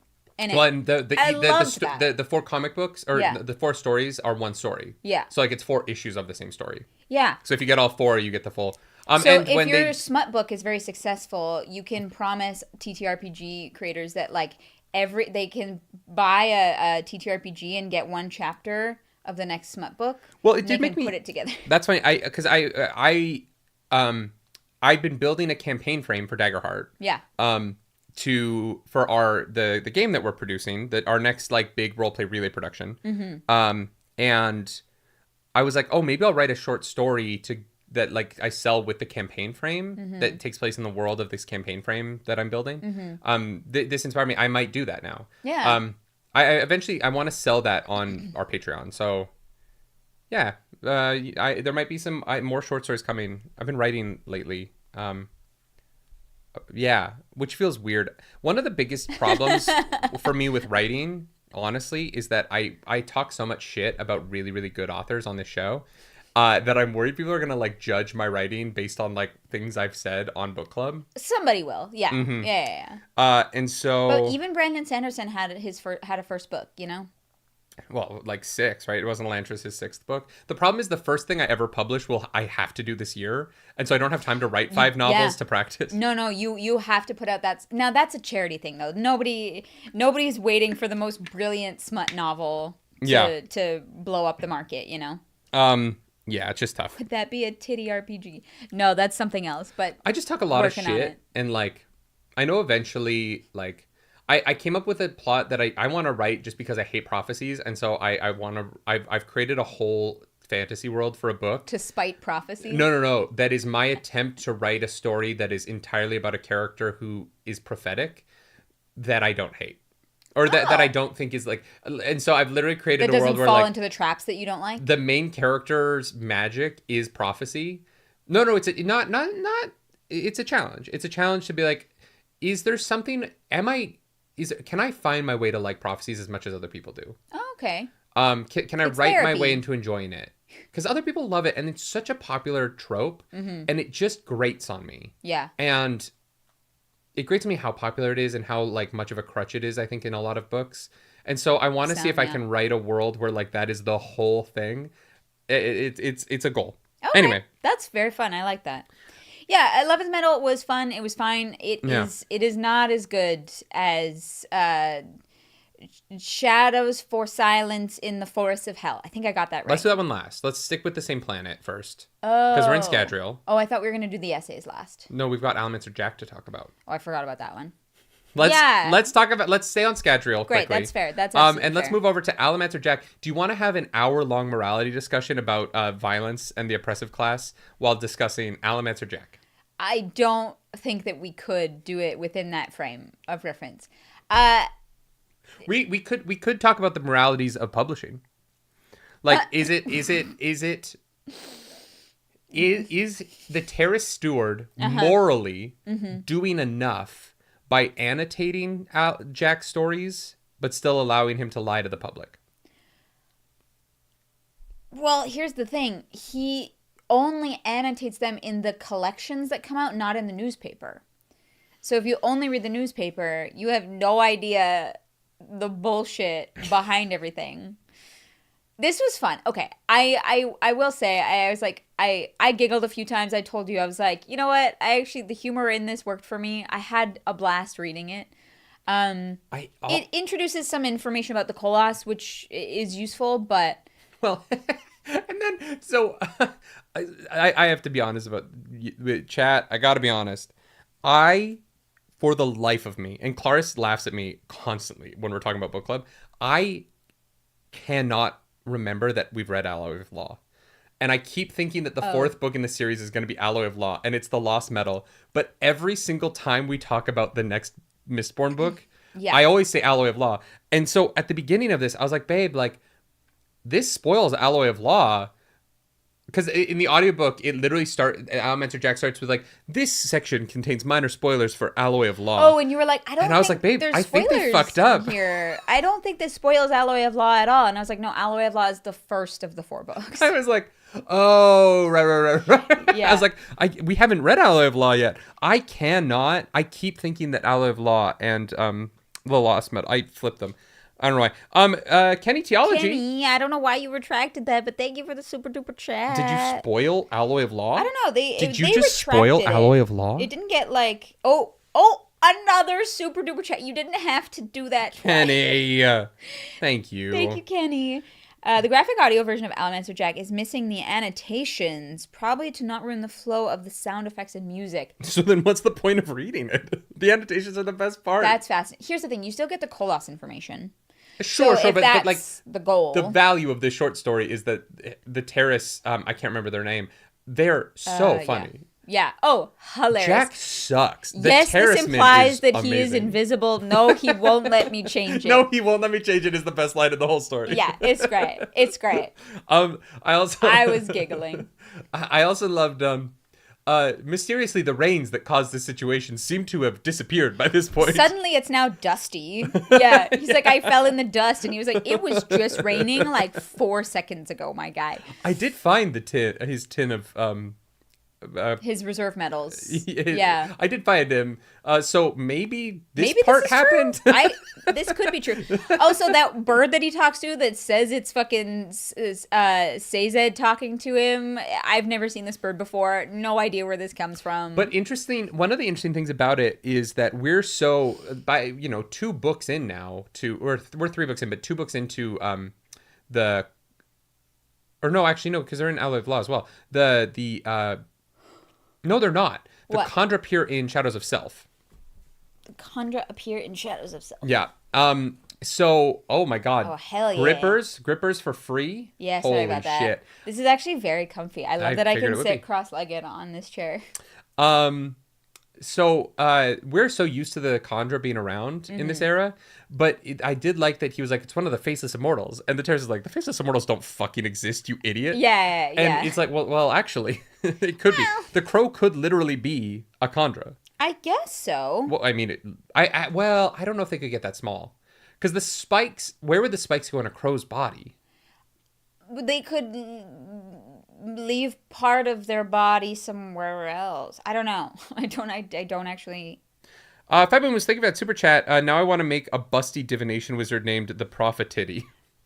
Okay. That's pretty good. Okay. Prophet Titty's pretty good. I might steal that for a sexy D&D campaign. That is hilarious. It's Karen from Mean Girls, and so she has to like cop herself to like see the future. I won't do it on YouTube. They'll take the video down. But yeah. Oh God. Fabu actually sent me another D&D character idea. They were like a swashbuckler that's like the Saskatchewan pirate, like the Arrogant Worm song. So you used to be an accountant? Yeah. Or not an accountant, no, farmer. I used to be a farmer. Yeah. And then you become a pirate. I want to be a pirate. On the river Saskatchewan. On the river Saskatchewan. Yeah. Big oh my God, no. Stealing all of Fabu's ideas. Canadians are like amazing. Everyone else in the world is like, what the fuck are you referencing? What does that mean? Because it's a heave. Ho! Coming down the plains, stealing wheat and barley and all the other grains. And it's a ho! Hey! A farmer's bar your doors and you see the Jolly Roger on Regina's mighty shores. Yeah, it's great. It's a great song. This is a wild story. I was auditioning for Come From Away on Broadway. Right. Like the original, not the original production, but... no, that was here in Canada. No, they...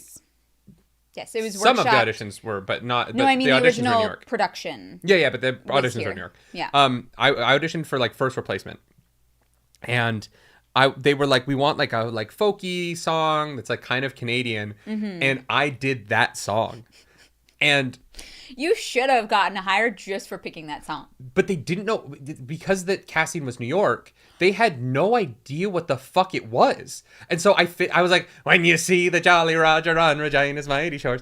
And they're like... I think it was Mary Sugarman. I can't remember. It was someone at Telsey. And she was like... oh, and I've auditioned for 1 million times. So she looked up at me and she's like, oh, what's David, thank you for preparing that. And I was like, well, I am not getting a callback today. Yeah, that is honestly their fault. That is tragic. It was. I was that like, should have gotten you cast immediately. You have no idea what They wanted Canadian, and if they there was don't a know Canadian anything. in the room, I would get the job. But you have no idea what I'm like. You don't know that I know what the show is. Yeah, because I'm from there. Yeah. It was very funny. Damn. And I've since had many I've never booked it, but I've had many callbacks for the show. It keeps coming around Toronto. You might. Yeah. I want to do it. It's like the one musical that I want to do before I die now. Yeah. It's one of our favorites. Yeah, it's amazing. Anyway. If you've never seen Come From Away, highly recommend. But anyway. yeah, Allomancer Jak. Allomancer Jak. I also love one of the things I loved about this is that they're real people. Yeah. Like, because unless the Terraceman is also like a weird like a weird character, the reference to Eloise being real. Yes. And also the fact that you can choose to become Koloss is so fascinating. Yeah. It feels weirdly like a Cult? almost like lobotomy reference. Oh, interesting. Yeah. Right? Like, yeah. Life is really hard.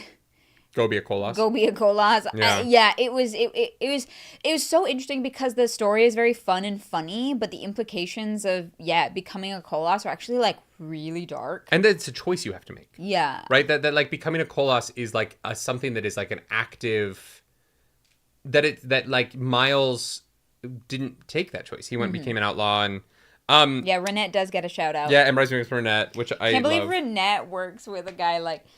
I mean, he probably pays well. He just buys guns. Like, she sells guns to normal people. Yeah. I don't think she's making him, like, special shit the way she does. No. I just, you know that she's, like, this fucking idiot. Like... Yeah.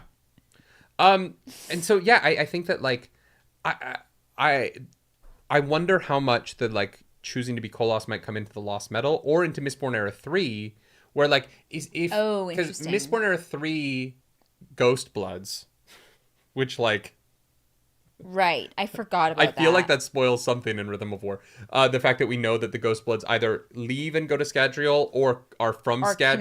Connected somehow. Well, or they're from Scadrial, right? And that that organization comes to Roshar because we don't know when Roshar and Mistborn line up time-wise. Yeah. So Mistborn Era 3 might be at the same time in the Cosmere as the Stormlight Archive. Mm-hmm. And so the Ghost... Or it could it doesn't matter. Anyway, like, what does choosing to be Koloss look like in a future where technology is more advanced? True. Right? Yeah. Like, you know, and not to say, I want to be very clear, I'm not saying the Amish are mindless beasts. That's not the comparison I'm making. But there are people who choose to live a non-technology life. Right. Or a life that is viewed as in more our world. Simple. Yeah. And so would there be people who find the like technological advancement too much and choose to be Koloss, not because they want to be violent, but just because Grandma's like, I can't learn Skype. I can't handle this. The internet is too much for me. I'm out. Guys, I'm going to go get yoked with the Koloss in the forest. Yeah, that's it. I'm done. So... yeah, just really interesting. A lot of interesting possibilities with the Koloss. Mm-hmm. I've found the broadsheets to be like a fun thing that's in the books. This really pays them off really well. Yes, I do think the like this was. I wish the broadsheets now had the annotated versions. I would be much more interested. I think the Terrace part was very funny. Yeah, and I would want like a full. I kind of want to know the end of that story between Eloise and Jak. Oh, yeah. You know what I mean? Like, yeah. And her being Koloss-blooded is fun. I want like a Koloss-blooded woman to throw me around a little bit. That's fair. Yeah. I'll let me find someone. I'm sure I can. If you find a Koloss-blooded person in real life, we're going to have some real questions about morality and religion. Someone really strong. Yeah, fair. Yeah. No, this story was fun. Yeah, it was great. Now, can we talk about Shadows for Silence in the Forest of Hell? Yeah, do you want to start with the essay about the system and then get into the story? No, we talked about actually like pulling up the essay and seeing if there was like specific points in it. So I titled this podcast episode "Some of Sanderson's Best Writing," and And we haven't gotten there yet because I don't think either of those things are Sanderson's best writing. Although Allomancer Jak is some of his best comedic writing, I will say. Yes, very funny, very funny. Eloise laughing at the terrorism being like, I brought this up to Eloise, and she laughed uproariously at me as it is patently absurd. Great stuff. Yeah. But then Shadows for Silence in the Forest of Hell. Mm-hmm. Yeah, I know. That one's a mouthful. But also, like, his second best short story. This is going to be a little controversial because I've thought about it now for the last few days. I think it's my favorite. Really? You think it beats Emperor's Soul? Only because I'm super intrigued by the world. Because we got to see more of it, right? In Emperor's Soul, she's stuck in one room. Sure, but we see a lot through her, like, art and her... 100%. Yeah. I don't know. This one, I think might be my favorite. Yeah. I loved it. We should have started with this and put the hour of Kelsier talk in the second half of the podcast. In the middle, so in case people wanted to... Yeah, oopsie. It's fine. We'll put chapters in the book club. This is why we need a production manager to chapter things. Does anyone want to work for us? We'll pay you real Canadian dollars. Real, yeah. And not Canadian Tire dollars, like actual Canadian dollars.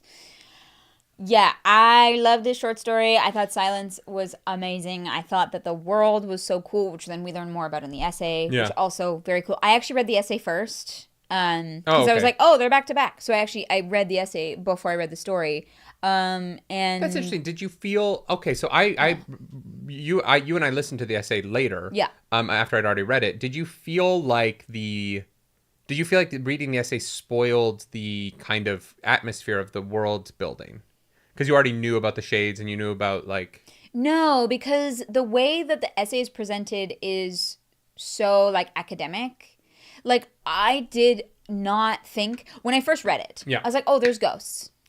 Sometimes people can become ghosts. I was like, oh, there's going to be like 5. Mm-hmm. Like I was like, I legitimately was like, oh, they're going to be like pretty rare. And then this story, they're going to like run into one or something like that. Yeah. Like I actually think that the way that the world is spoken about in the essay versus by the people who actually live there and experience it was so different. Interesting. That I don't know. It was very cool. Gordon Chen, you dirty dog. Gordon dropping 10 memberships on the community. Thank you so much. Bringing all these fucking squires into the nerd table. Hell oh my god, we're gonna need a stable for squires. I know you're gonna have so many spren to deal with. Yeah, or their chulls, I guess. Mm-hmm. Yeah. Wow, Gordon, seriously, thank you so much. That is an incredibly kind gesture, and we appreciate it. Yeah, Judah, also thank you for that super chat. Threnody is woefully underused, and I love Shadows. Ooh, can we talk about that? Yeah, I don't think it's underused. I think the world is so richly told in this story that I don't know how you do another story here that is better, as relevant to what life in Threnody is than this. You could set another story here, but I don't need it. I got the story of Threnody in this short story so perfectly, which is why I think it's like this is an S tier Sando to me. Yeah, this is on the same tier as Emperor's Soul, Oathbringer, Final Empire, and Hero of Ages. My favorite Sando writing, right? Yeah.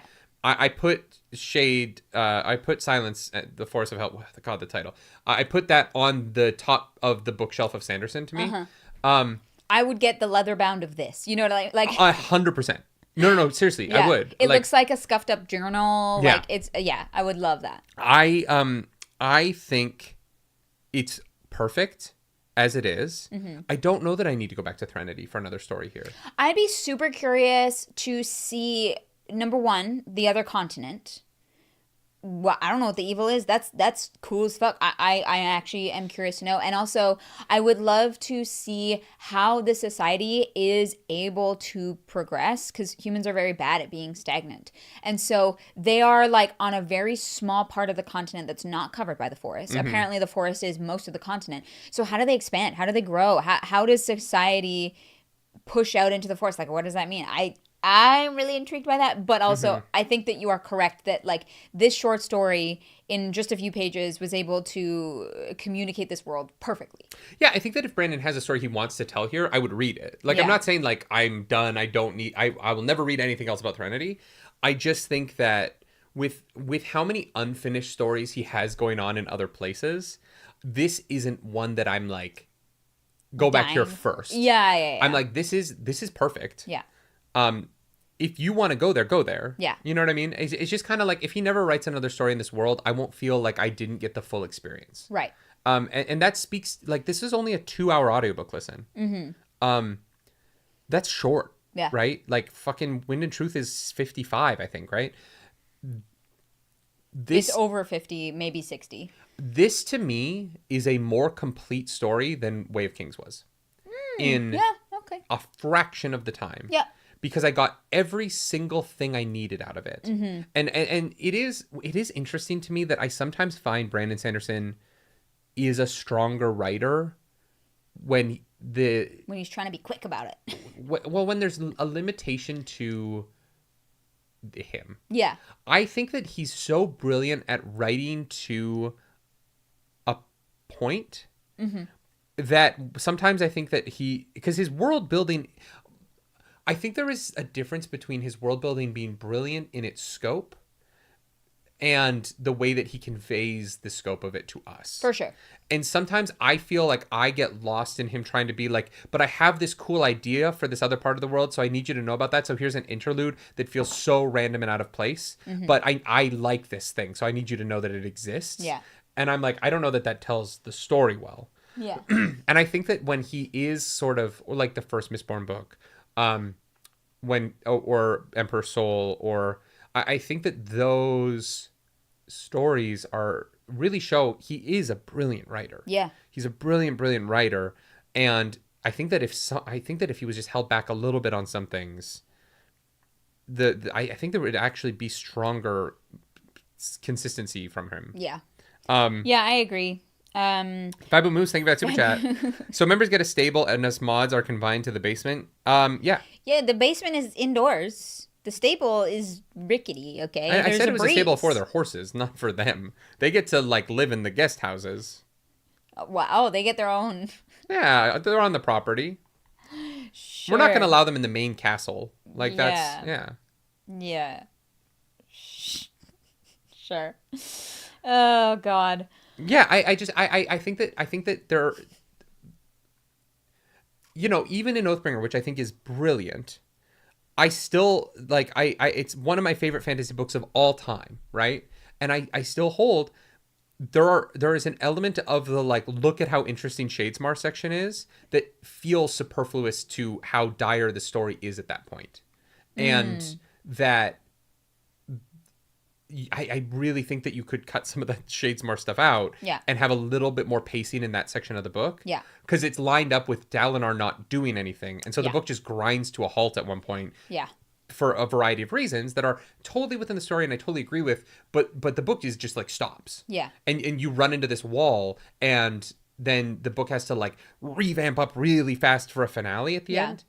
And it's the only kind of thing that I think holds Oathbringer back from being perfect. Yeah. If perfection exists, whatever. From being like a 10 out of 10 in your eyes. Yeah. And I find that when these short stories, because he is constrained by something, he perfectly writes to those constraints, and it's really wonderful to read. Yeah. Light Blinded Fool, thank you for that super chat. In regards to limitations on his writing, does that apply to Wheel of Time? No, because I don't know how much he wrote and how much was Robert Jordan. Wheel of Time's too weird. Yeah, I think it's always very difficult when a writer's like creative ideas have to conflict with another's creative ideas. Like that's always a tough gig. Well, and all of my least favorite things about his Wheel of Time books don't feel like him to me. Yeah. You know what I mean? Like the epilogue. Like well, the epilogue is not him at all. I know. That's what I mean. Like the stuff that I like don't love about those three books. Because I think that the book I think he had the most freedom on was The Gathering Storm. Because there's so much Androl in it. 12. And it's my favorite of the three. I think that Memory of Light has the best parts of his writing in Wheel of Time, but I think the best book of his three is Gathering Storm. Mm-hmm. I think it's the strongest of the three. I think that it has the most interesting ideas. I think that it has so much emotion. I think that, you know, there's so much place setting in 13, obviously, and then 14 is really hampered by the end to me. Yeah. But I'm not complaining about Wheel of Time, Arzu. I'm just acknowledging the super chat. But within those limitations, I think like he wrote Andrel to be incredible. Like Andrel is one of my favorite Wheel of Time characters. Yep. And so yeah, there's that element of it. But would you disagree or agree? I don't know, because it is really tough. It is really it is impossible to know where the line between him and Robert Jordan was in those books. Like, we can say, oh yes, well, he created this character Andrel, but how Andrel interacts with the world was established by Robert Jordan, and so it is impossible to divorce those things. So I don't know. I think it's tough. Yeah.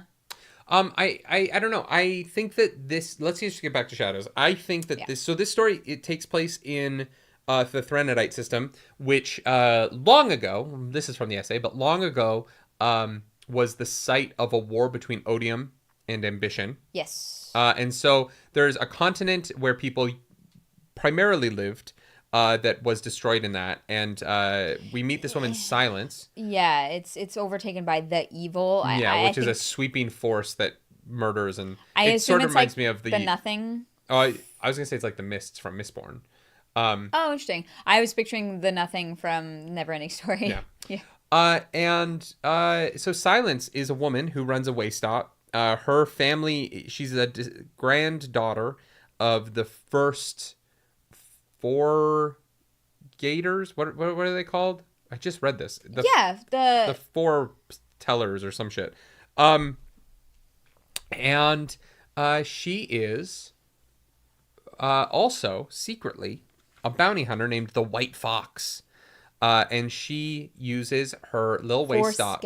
Four Scouts. That's it. Yeah. She uses her little waist stop as a way to find and murder bounties that she then sells through a man named Thermopolis.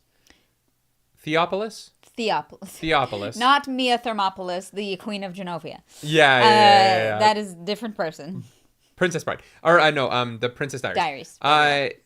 So Theopolis is a piece of shit who sucks and is a slimy little slime ball. Fuck that guy, I'm glad he's dead. And she owes him a bunch of money.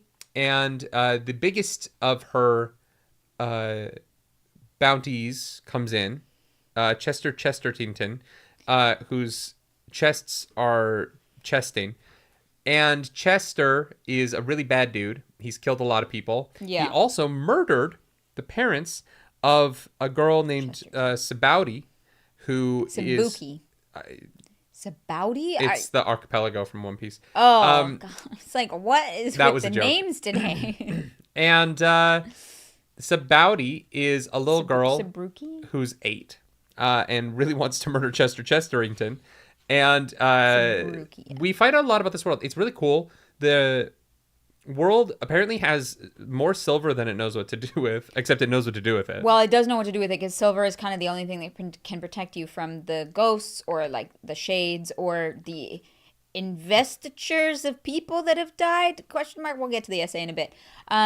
Very confused, not gonna lie. Chat can explain. So these shades are they become violent if you move too fast. Yeah. If you there's one more other than the blood. What is it? If you move too fast. Yeah. If you draw blood, that's the big one, and I can't remember the third one. Loud noises? I can't remember. No, it's not. Oh, if you start a fire. Oh, fire! That's it. Yeah. Can't start a fire because it'll bring them and they will dust you. But you can have a fire. You just can't start a fire. Yeah. If you draw blood, though, their eyes will turn red and they will annihilate you and everyone in the near vicinity. Yeah. But you don't want to be moving fast anyway, because if you accidentally run through one, you get withered. If you touch one, you're kind of fucked. Yeah, and if you get withered, you have to choke down some silver powdered silver, to hopefully stop this withering. Which is fascinating because the Threnodite magic system is at least a little bit related to the Scadro magic system in that you eat metal and it heals you. Yeah, they're not exactly the same, obviously, because they're very different. But that there is Metal an is interesting like eating metal. common denominator. Yeah. Is a part of both of them. You talk about what you love. I'm gonna go pee. Oh, okay. Yeah. The silver is also a weapon against the shades, which useful. But the silver is also not is not infinite. The silver actually gets like used up and useless the more that you use it. So if you have a silver dagger, it's not going to stay silver forever if you keep using it against the shades. Very cool. They also have the like glow. Fuck, what's it called? There's like glowing stuff that you can use to have as a light instead of fire. So that's super useful. And so Silence, it has got a big old bounty that's walked into her bar. Yeah, her establishment.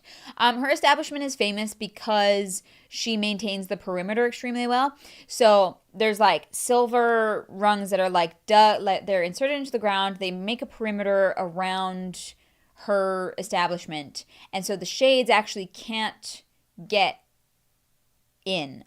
I think they could if they like hit the same place a bunch of times, because the silver does wear out fairly quickly.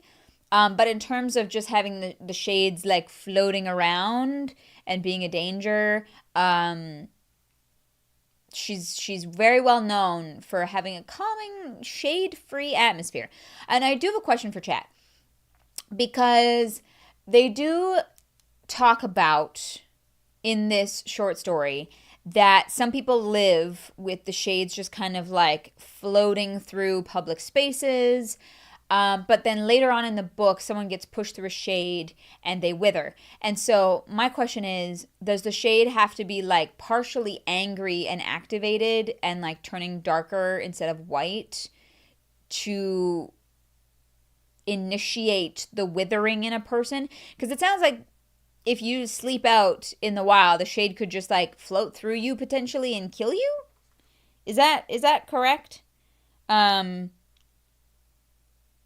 silver is elementically inert. Yes.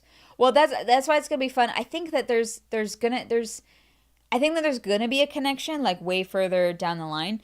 But yeah, it's not really touched on in this story, and so I wondered if I didn't think it was touched on in the story, so maybe I missed something.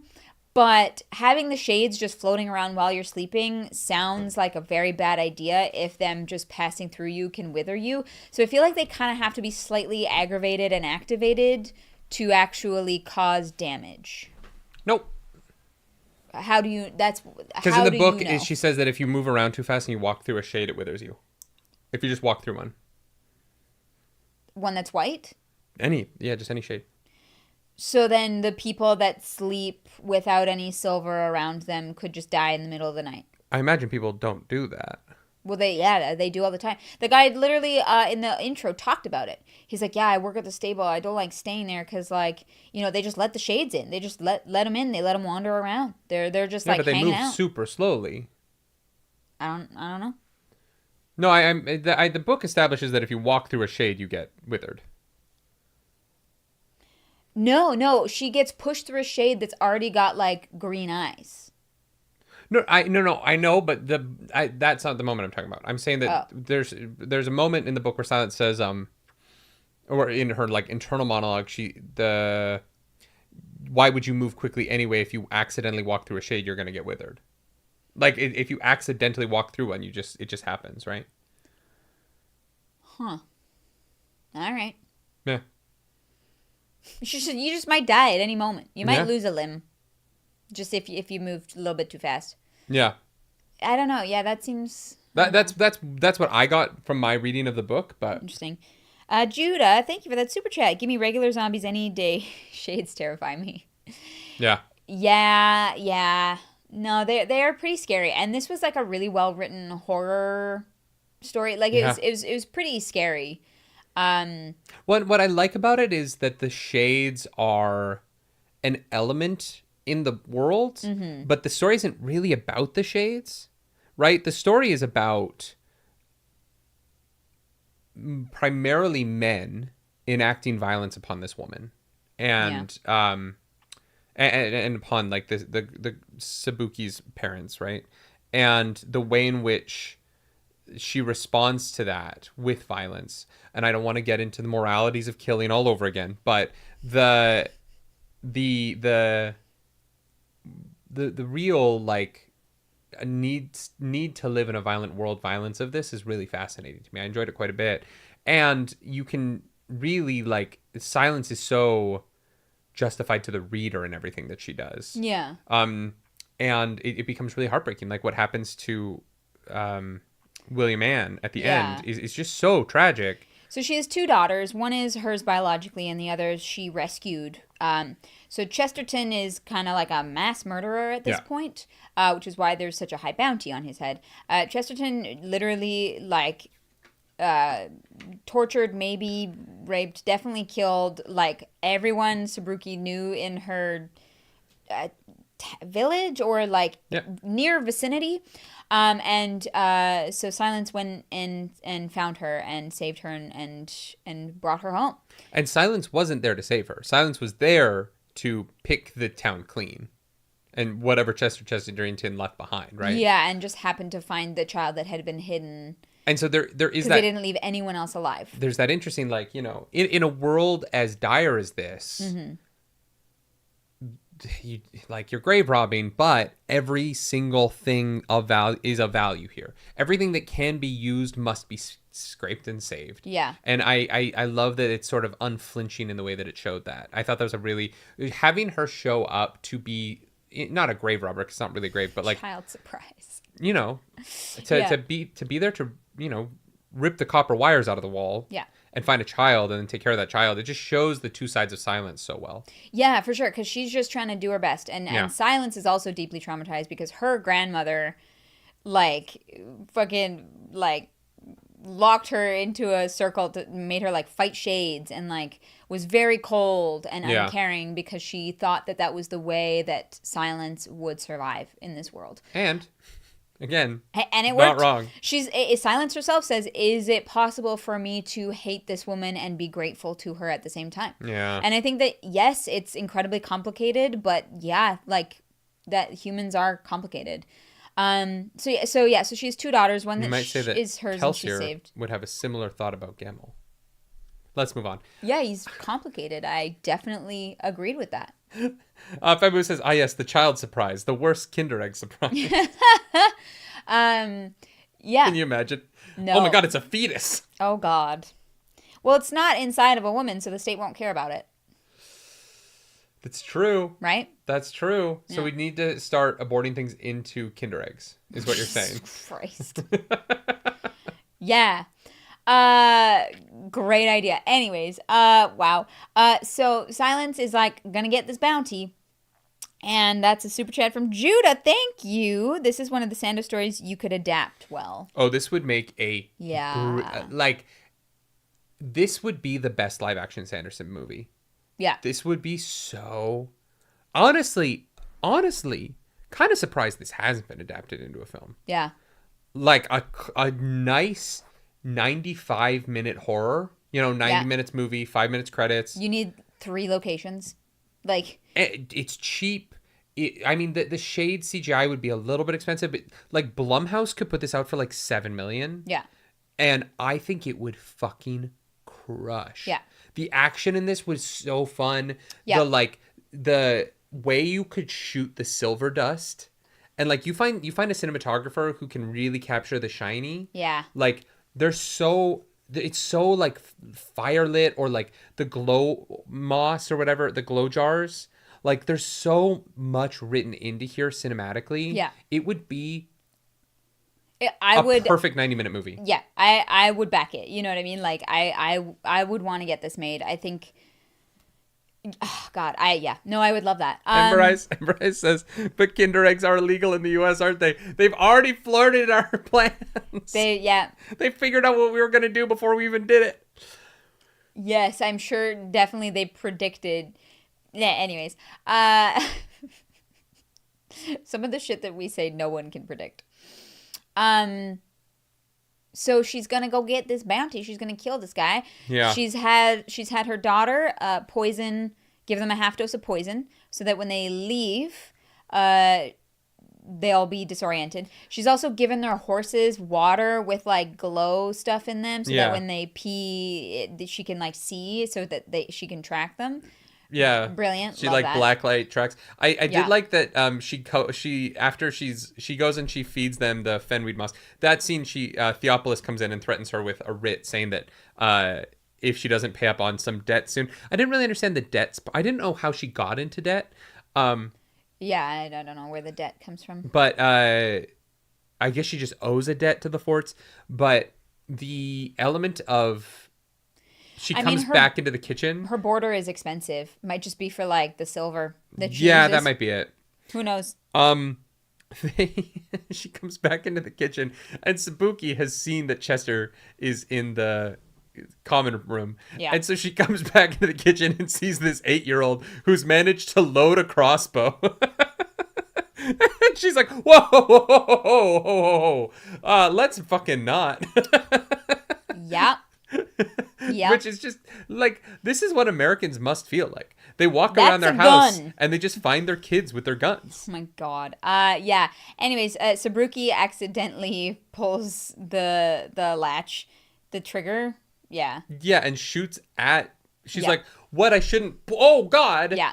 Does not draw blood, thankfully, because that would be very expensive to fix that border. But she does lose a silver crossbow bolt through the window and out into the night. Yeah. She's like, damn, that's expensive. Yeah. But thank God for that, right? An 8-year-old loading a crossbow is so unrealistic. I thought no, she has there's a mechanical crank. There's a crank. Yeah. So, yeah. It's possible. It would be hard, but it's possible. She's been there for like 7 whole minutes, just like. Yeah. Yeah. And so we get to the chase out into the night. William Ann is like, I'm coming. And Mrs. Highlands is like, no, you're not. And she's like, Mom, there's 5 of them. Yeah. Come on.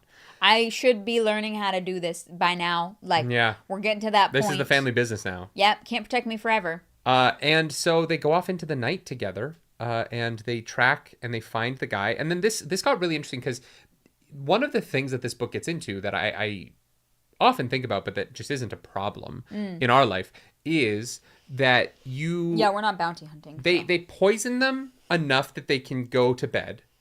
But they don't want to poison them so much that they die in the way stop, because they don't want people to find out that she's the White Fox. And so they're going to have to kill them. And one of the things that's interesting about killing a human being is that doing it without blood is actually kind of hard. Yes. And so we get this sequence of murders of these unconscious people where they have tar-lined burlap sacks. Well, it starts with a garrote. So the first one dies, a garrote around the neck, which is interesting because you can easily draw blood garroting someone. Yeah, it must be thicker. Or or it's like leather or something. But so we get a garrote kill, so it's suffocation. And then they start going and they put these bags that are tar-lined on the inside. To have the blood not leak out. Which is so fascinating because it means that like the blood has to... The shades have to be triggered by like the sight or like the scent of blood. It can't just be that blood is there. But this is where it gets weird, because they also attack the person who draws the blood, not the blood. Yeah, so they have to have a certain level of awareness, because they also literally mention like if you're on your period, that's fine. Yeah. Because like, otherwise, don't worry about it. Otherwise, like the world doesn't work. Yeah. But if it's a magical sense for the blood, why would the tar bag do anything? Does the tar, like if it was a silver lined bag and they couldn't see through it, but they can see through silver. It is sort of a weird, like if it's a magical sense for the blood, then the tar bag shouldn't matter, because unless it blocks their senses, their magical sense, because they know inherently who drew the blood. Which is such a facet. Like, if you shoot someone with a crossbow from 100 feet, the blood is 100 feet that way, but the shades are going to go after the person who wields the crossbow, which means it isn't really about the blood in a way. No, it's about the violent act. So it's like they can, like, It's almost kind of like in Wheel of Time, the sniffer who can smell violence. It's like they can smell violence and who dealt it if they can smell the blood. Right, so then why does the tar bag help? Because it stops the blood from touching the air. So yeah. It's the only question I have about this thing. Is it's like how does the bag stop the magical knowledge of someone committing violence? Oh, but they don't go after the people who set the bomb. That is true. No, they go after the person who triggers the bomb. Yeah. Yeah. Interesting. Yeah. Huh. The rules are clear, but we don't know why they work the way that they do. Yeah.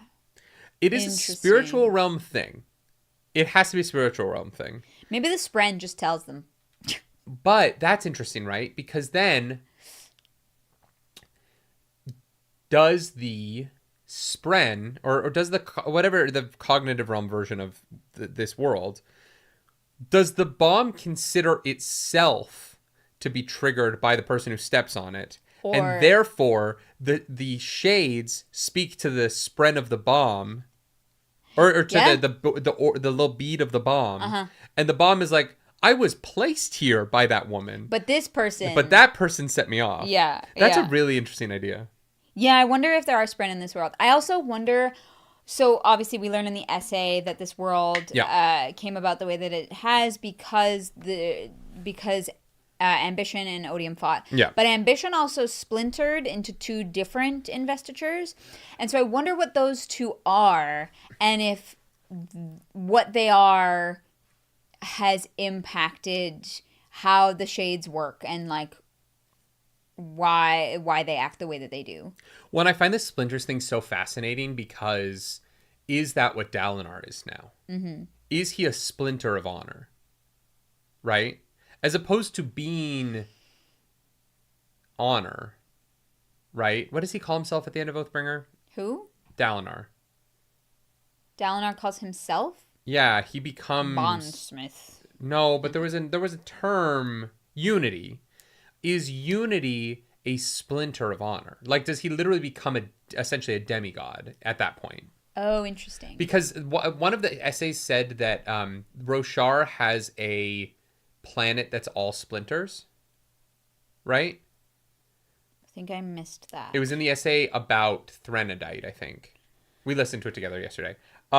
That one of the planets around Roshar is inhabited by all splinters. Oh, I thought that was the all Spren planet. Because we know that there's a planet that has all Spren.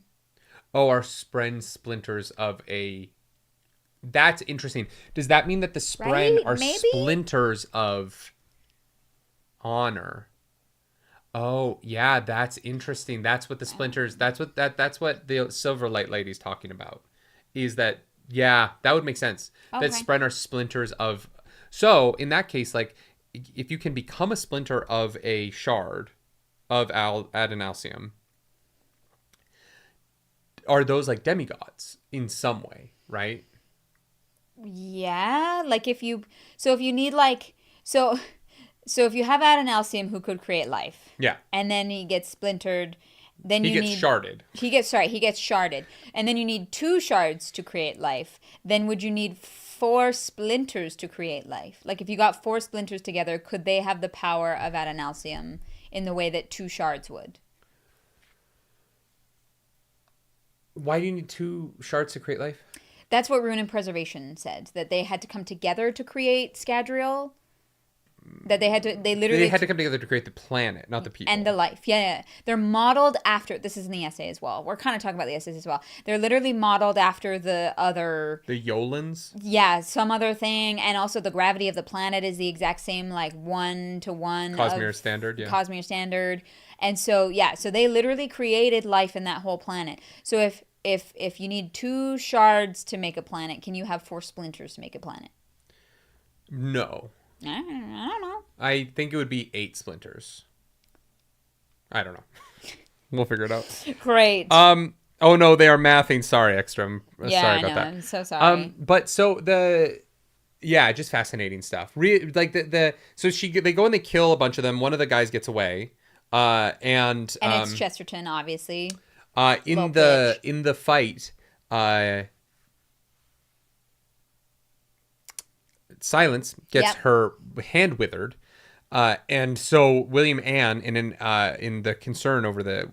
But she does get Chesterton. So so they chase Chesterton. She fights him, and in that fight, gets her hand withered. And so dumps all of the silver they have on them on the wound. Yeah, she gets a little too hasty because it's her first time. Yeah, and so she heals her mom, but there's a lot of dust, and so she tries to save some and like put it in her pocket. Yeah, which seems like a nightmare. Like, and then once they have the body, who comes out of the woods but some very into the woods and out of convenient bounty hunters that Theopolis sent them to fuck this woman over because he wants the waist stop for some reason. I don't really know why he would want the waist stop. It seems like the deal that he has right now is great.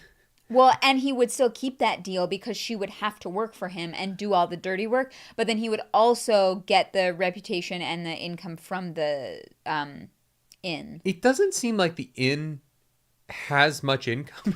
So the inn would do... The inn is currently falling apart and like financially collapsing. I think that's because she spends so much on the border, right? And Theopolis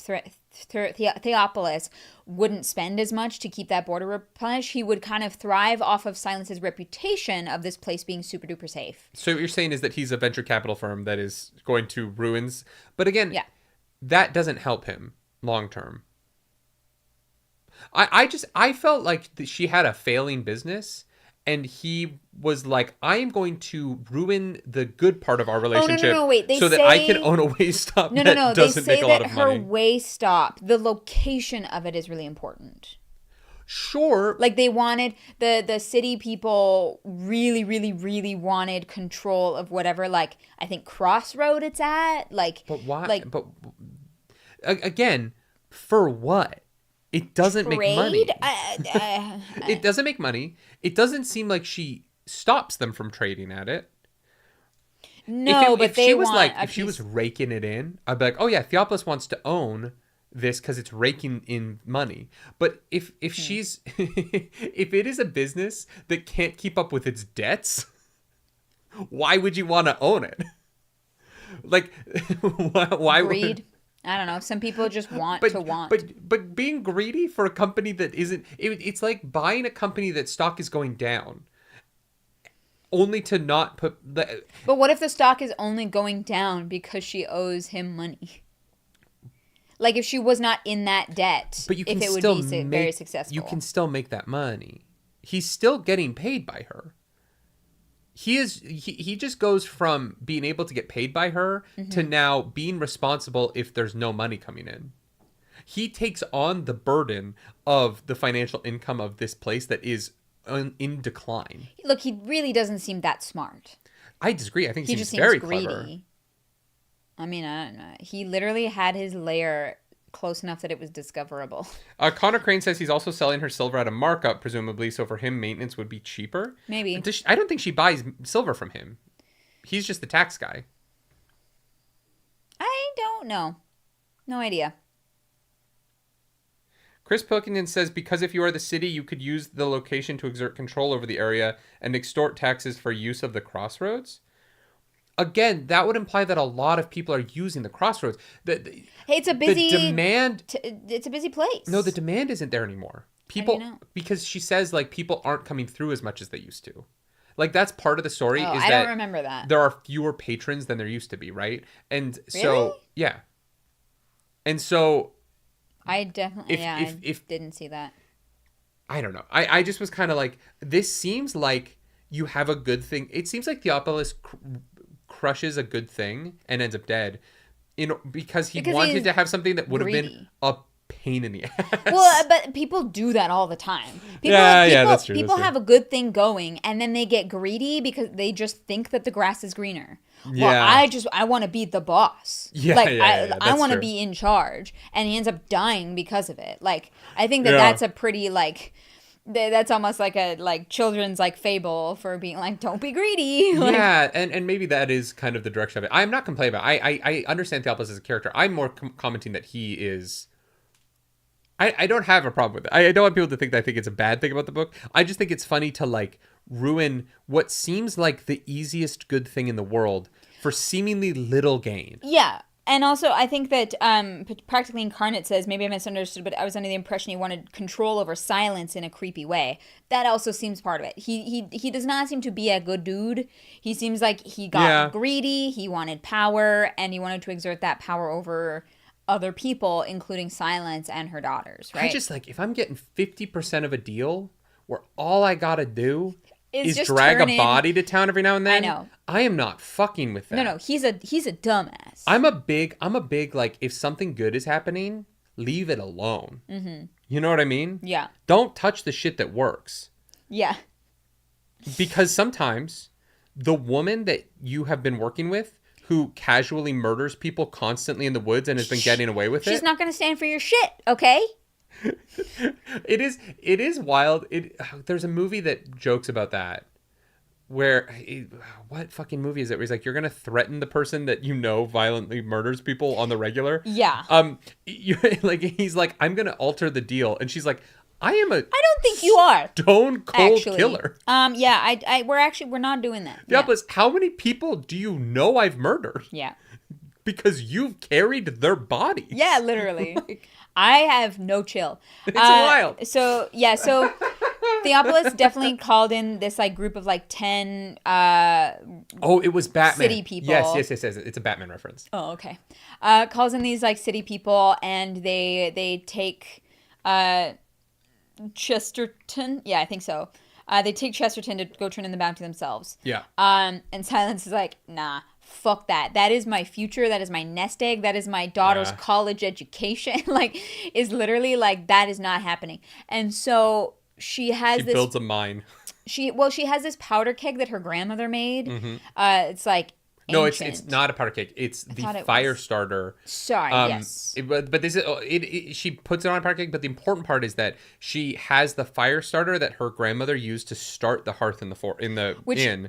That's just been burning this whole time. That's so cool. Well, and it's the fire that she wasn't willing to pay the fire starter like people to come do, and so her grandmother almost died starting the fire, which is very cool. Yeah.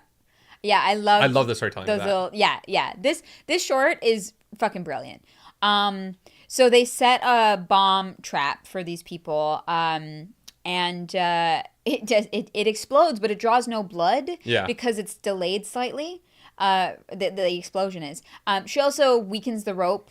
She like cuts it a little bit that Chesterton falls off the horse, and they've like, while everyone's like moving quickly and freaking out, they very slowly start dragging the body through this like field of mushrooms. Yeah. It's like, oh damn.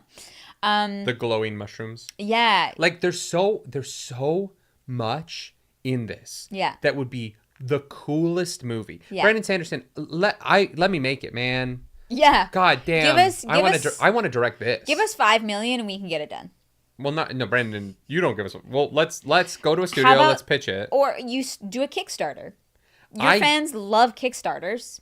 We can make this happen. I don't think there's anything I would change. I think that I would like this. Yeah, it's so good. No, it would be like letter for letter almost. Yeah, and get like fucking like, oh my God, what's his name? You can play Red. Green Goblin. William Dafoe. William Dafoe to play Theopolis. You can be Red. William Dafoe coming into the room and being like, White Fox. Yeah. No, I'm a bit of a bounty hunter myself. That would be the entire budget, but yeah, it's fine. I don't know. He did like The Lighthouse. I don't think they had any money. I feel like he's done some weird shit lately. Maybe. Some weird horror shit. The Lighthouse, Nosferatu, Beetlejuice. They probably paid him because that movie had a budget. But yeah. I don't know. I think Willem Dafoe just takes like interesting roles. I think he'd be fun. We could have the girl that plays Megan as Sabruki. Megan. Yeah, the robot, the horror robot. That was a person? Isn't it? I thought it was like an animatronic, like puppet. Is it? Doesn't look like a real girl. No, I know. I thought it was like on a enhanced. Child? I don't know. You know what? I actually don't know how they made Megan. Yeah. Who would you cast as Silence? Oh. Charlize Agatha. Theron. No. Agatha. Agatha. She can't be. No. She's Catherine Hahn? Catherine Hahn. Catherine Hahn. As Silence? All right. Are sold. you fucking kidding me? I'm sold. Oh my God, Catherine Hahn. I want this movie now. I know. That'd be great. Wow. Yeah. I want that. Catherine Hahn as Silence in this film would be so fucking cool. I know. Catherine Hahn, Willem Dafoe, like, get fucking the handsome man from Twisters, Glenn Powell, to play Chesterton. Chesterton. Yeah. Or he can be the guy at the bar telling the story to the buddy. No, that's got to be Brandon Sanderson. You know what I mean? Dagon is you cameo Brandon Sanderson at the beginning of the movie. Yeah, sure. As he's sitting there telling a story for free drinks. Mm-hmm. Oh my God. Because you cut a lot of that. Like, that would be limited. Anyway. I'm not sure the budget is $7 million anymore. Look, guys, nobody in Hollywood's working. You can get them real cheap right now. Yeah. Jeff Goldblum is doing Clash of Clans commercials. And fucking Hayden Christensen is doing what other game? Royal Rumble or something? Yeah. It's rough out there right now. Goddamn. David Tennant as Chesterton. I feel like David Tennant's a bit too old for that now. Yeah, he'd also be a good Theopolis, though. Yes. Yeah. Yes, he would. Anyway, Brandon has said he wants to cameo as people who die in all of his adaptations, so his characters can get revenge. That's great. I get that. It would be great to have him be just like garroted and just Brandon Sanderson choking to death. Oh yeah. Or Brandon Sanderson, he can just be one of. He's not Chesterton, but he's just like one of the thugs. Yeah. Yeah, that's so fun. Yeah, so they're dragging his body through the field of mushrooms, and Red, the leader of these assholes, bandits, gets away. Bounty hunters, and he puts a knife to William Ann's throat. Yeah. Yep. Mm-hmm. And then a crossbow bolt with a blunt tip comes out of nowhere. Wonder who shot that. Well, at first I thought it was Sabuki. I thought it was too. Yeah, I was like, convinced it was Sabuki. I was like, how is she awake? She took like fucking... Sabuki's too smart for that.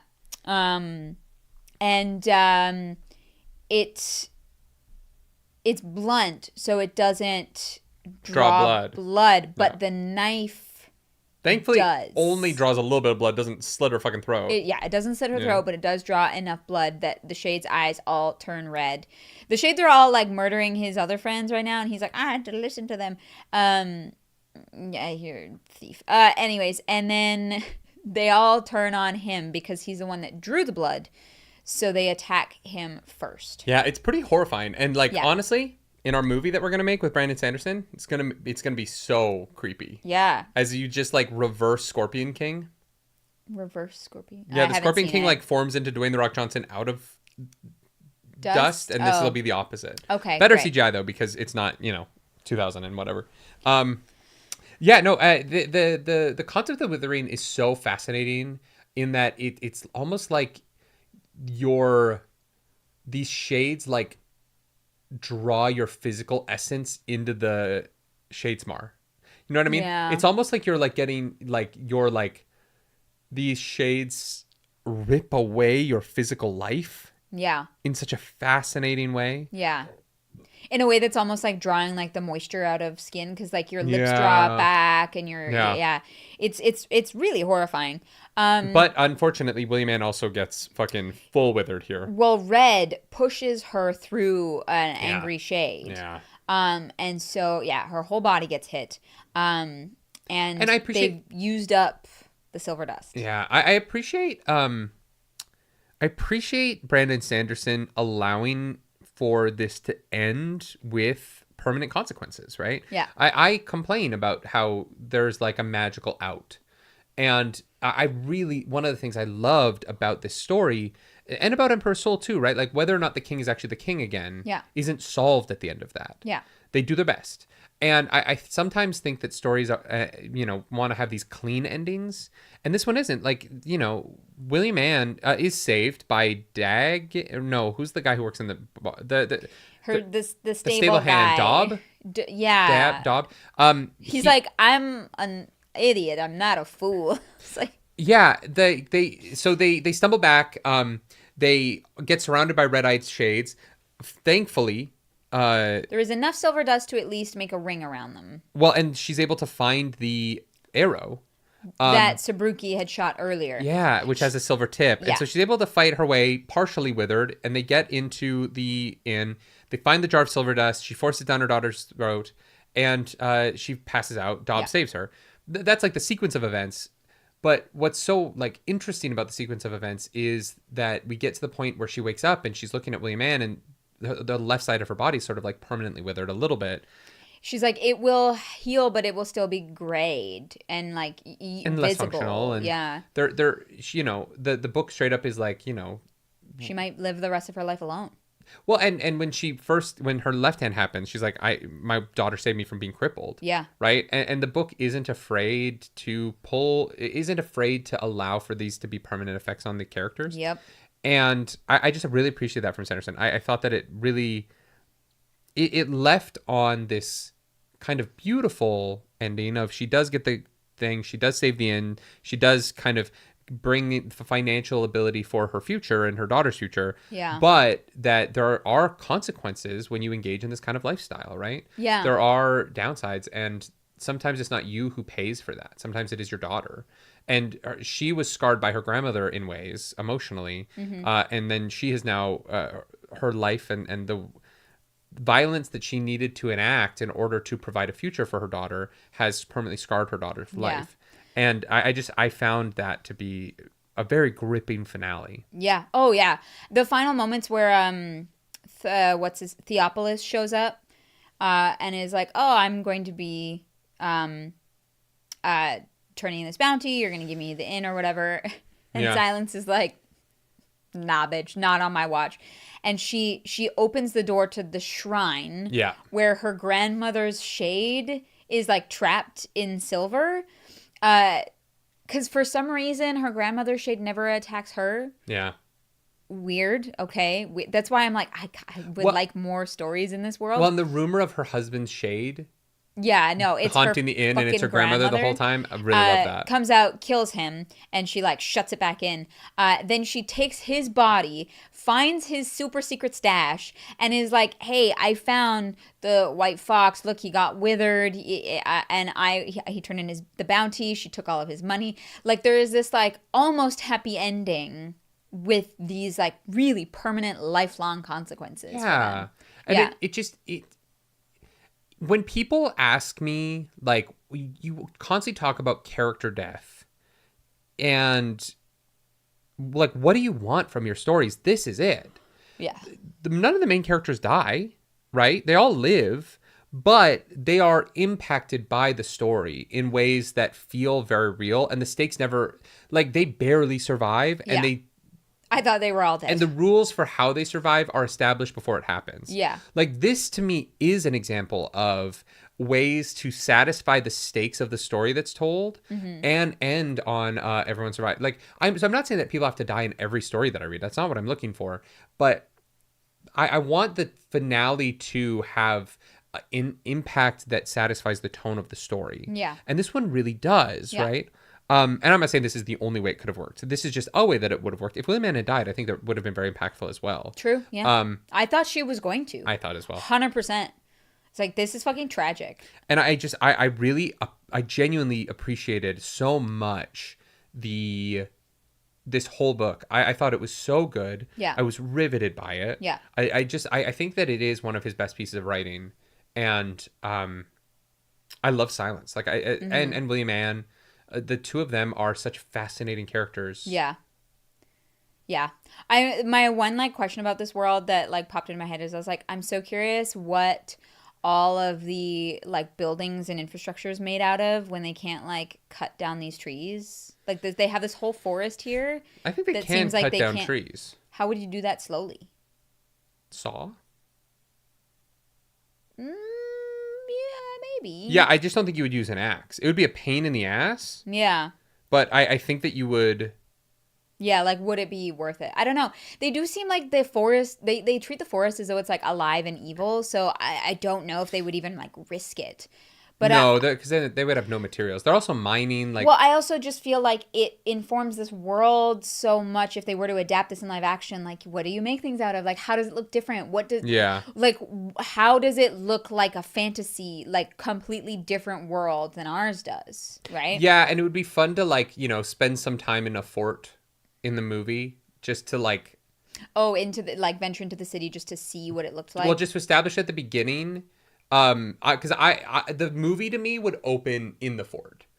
You would open with Theopolis dragging one of the White Fox's bounties. Kills in, yeah. Yeah, and so that you establish kind of the world. You establish the mystery of the White Fox, and then you go to the inn, and it starts with it starts with Theopolis telling the story of the White Fox getting this bounty, and then the next thing you see is Dagon telling the story of that same bounty, but it's much more elaborate. Yeah. And it's very fancy, and then that's when you introduce Silence and you introduce the daughters, and yeah. you get kind of a cold open in the fort, and then, you know, you go...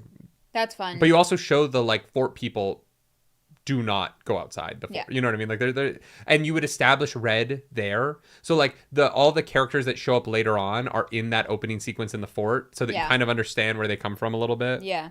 Judah, thank you for that super chat. Is this the first Sando world without slavery?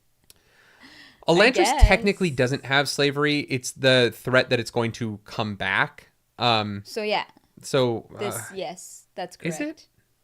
Yeah, I think so. I think so. I loved that about it. Yeah, it's great. Happy to see it. It was nice to see that he could pull it off once. Yeah. Do we want to touch on the essay? Is there anything in the essay about the Threnodite system you wanted to touch on that we hadn't yet? Just that Odium's already beaten another god. Yeah. And like... Well, two. He beat Honor and he beat... he hasn't beaten Honor yet. Yeah, Honor is literally dead. Kind of, but Honor lives on and down. Like, he hasn't won that yet. He's mid-conflict with Honor, in my opinion. Okay, sure. But, yeah. Yeah. I love this. Personally, I have access to someone from Threnody. I'm like, what do you mean you have access to someone but without perpendicularities? Like, how do you communicate? No idea. Yeah. Then I also hypothesized that this says that the waves of destruction carrying ripped off chunks of Ambition's power. I thought that those might be silver in the same way that Atium is like the body of ruin, because there has to be so much silver in this world for them to be constantly like using it and replenishing it. Yeah, for sure. Yeah, I agree. No, the Threnodite system one was interesting, but yeah, the biggest thing was just that the conflict was between Honor and that the evil came from that, and Ambition and Odium. Yeah, is Ambition still around? No, I think they were divided into two splinters, right? Right, but then like so there's not 16 shards anymore. No, which is really fascinating. So how many shards are left? Because like. Well, no, we already know that there's not 16 because Ruin and Preservation are the same one. What was the name from Mistborn 2, Era 2? The word that means slavery. The word that means slavery? Yeah, the god of the red eyes. The like weird... Trell. Mist is around... Trell a shard or is Trell a splinter? I have no idea. Because Trell might be a splinter instead of a shard. Talking about the Cosmere makes me feel like a lunatic. I know. It makes me feel... It feels like a weird conspiracy theory that I don't fully understand. It feels like we've accidentally joined a cult. Yeah. And Mm-hmm. Is Trell a shard? Like, because when we also read the Scadrial essay. Yeah. And Silverlight Lady says there's 2 shards on Scadrial, not 3. Mm-hmm. So is she not aware of Trell, or is Trell a splinter and therefore kind of below what she's looking for? Yeah. Or is it of mist outside the planet, so it's not technically on the planet? Maybe, or like it comes back. I don't know. Question for chat. Okay. It says that I can explain what's happening magically. A spirit infused with extra investiture will often imprint on that very power. What the fuck does that mean? I think that it means that if you've been withered, I think that the shades are invested in the investiture of this planet. So if you get withered by them, the investiture gets in you, and then you become a shade because you've been touched by the investiture. I don't think so. If humans... you die by being like your throat slit or whatever, Yeah. you don't become a shade. I don't think so. I think you have to be withered in order to become a shade. And I think you have to be significantly withered. Like, I think if you lose a hand, you don't become a shade. But I think that if you are, like, surrounded by shades and your death is being flooded with investiture, because the shades have to be investiture because it's what makes them exist outside of the... Because they are the same thing Kelsier was in the Secret history. Yeah. So the shades... I think so. The shades... Yeah, they use the same word in the essay. It's called That's what I thought.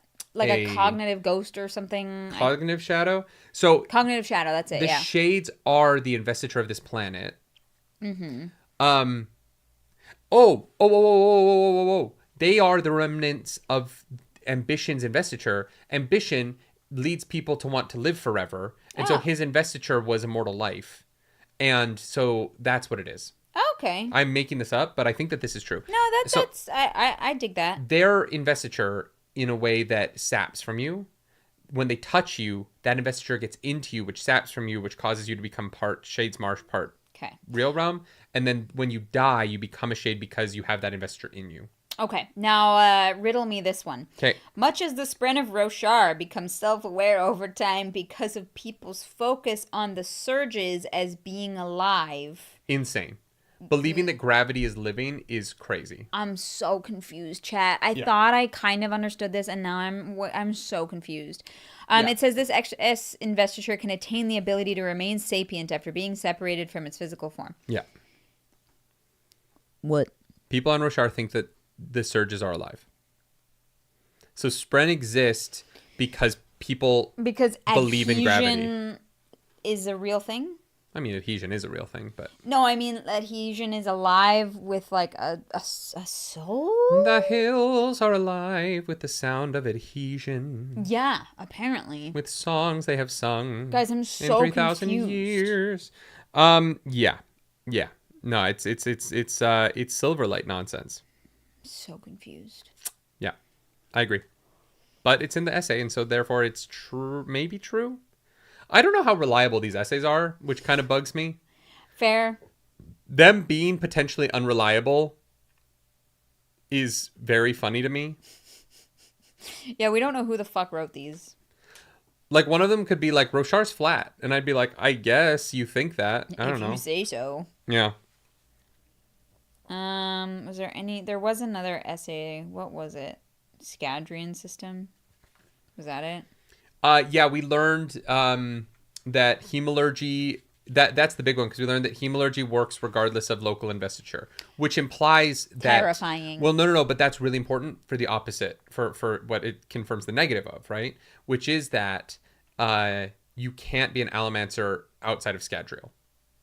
Oh, and yeah. so I don't know what that means for the Stormlight... For the war. For the TTRPG. Yeah. Oh, right. Right, if that you is fair. can't be an Allomancer off of Scadrial without hemalurgy, I don't know what that means for the TTRPG. It's very fascinating. I wonder if the TTRPG will not... I wonder if the TTRPG will ignore that essay because of Maybe. that. Because there is the element of it saying that hemalurgy works regardless of local investiture, right? That makes it... that has implications for the larger Stormlight Archive. Yeah. Or not Stormlight Archive, for the larger Cosmere. Yeah, that is definitely a little messy. Victor Tasana says the RPG will dig into that. There is reasons and workarounds. Here's my problem with that for the RPG. I don't think that the RPG can succeed if you have to read the essay in the Arcanum Unbound to understand what's going on. Like, this is going to be a legit problem for the Cosmere RPG, is that what you need to understand how the world works is so crazy. So you sit down at a table and you're like, guys, I really love Mistborn. I'm going to be an Allomancer. Yeah. And your DM's like, oh, well, actually, we're playing on Roshar. And they're like, what does that mean? And you're like, well, you can't actually use your investiture outside of this planet. And they're like, wait, what is it? I've read Mistborn and I wanted to be an Allomancer. What do you like? And I it's not just the core rulebook you have to read. Yeah. There is a whole library of shit that is potentially incredibly important to how that game functions. I'm just very curious once that game comes out how people are going to play it. And we'll see how they handle it. Maybe there is a highly condensed version that only just has the information that is like need to know. But then in that case, does the game technically spoil some stuff from the books? It might. Oh, it will. Yeah. Well, we've already been told that you have to. It's the fucking short adventure they put out spoils the books. Yeah. Because I don't know. The Cosmere RPG is going to be such an interesting thing to me. Because I've said this before, and I'll keep making this point. You cannot play the RPG the way that one of Sanderson's stories are told. It would be incredibly boring. And so you are going to have to do a different style of storytelling. And I don't know, because it's just going to be more collaborative, right? There's going to be an element of Sanderson fans who that's their first TTRPG. And they're like, and they don't have a Sanderson experience. Yeah. It's just going to be fascinating. I really am I'm excited to play it. Yeah, they just have a lot of stuff to navigate. That's all. And how they do that is going to be so fascinating. Yeah. Mm-hmm. Yeah. Yeah. We did it. No, there's a whole essay we didn't talk about. The Dandadan. No, it's the Darmanite system, or it's where the white sand takes place, but we weren't allowed to read white sand yet because it's spoilers for, I think, the Silverlight Lady. Oh, the planet that it doesn't actually rotate because it's caught locked between two stars. One side is Taldane, that's what it is. Taldane, 370. Wait, then what was the Dandadan one that we read? I have no idea what you're talking about. Oh, no, that was the one that is the Dandadan one is the one, it's here, can I see? Just so I'm saying the right word. The Dandadan one is the one that doesn't have a shard but has investiture somehow. And is like mostly destroyed, but there's no they're like, I have no idea how that works. Yeah, because there's no way to get there, right? There's no perpendicularity. The Dromonad, where Six of the Dusk takes place, but we weren't allowed to read that yet for some reason. Yeah. Okay. Cool. But the Dromonad system's really interesting because it has like 4 livable planets with humans on them, but no shards. So like, what the fuck's going on there? Very cool. Yeah. So the Taldane system's fascinating because the investiture is all in its local flora and fauna. Mm-hmm. And so how you use it is that you like basically suck that sweet investiture out of the plants and then you manipulate the desert.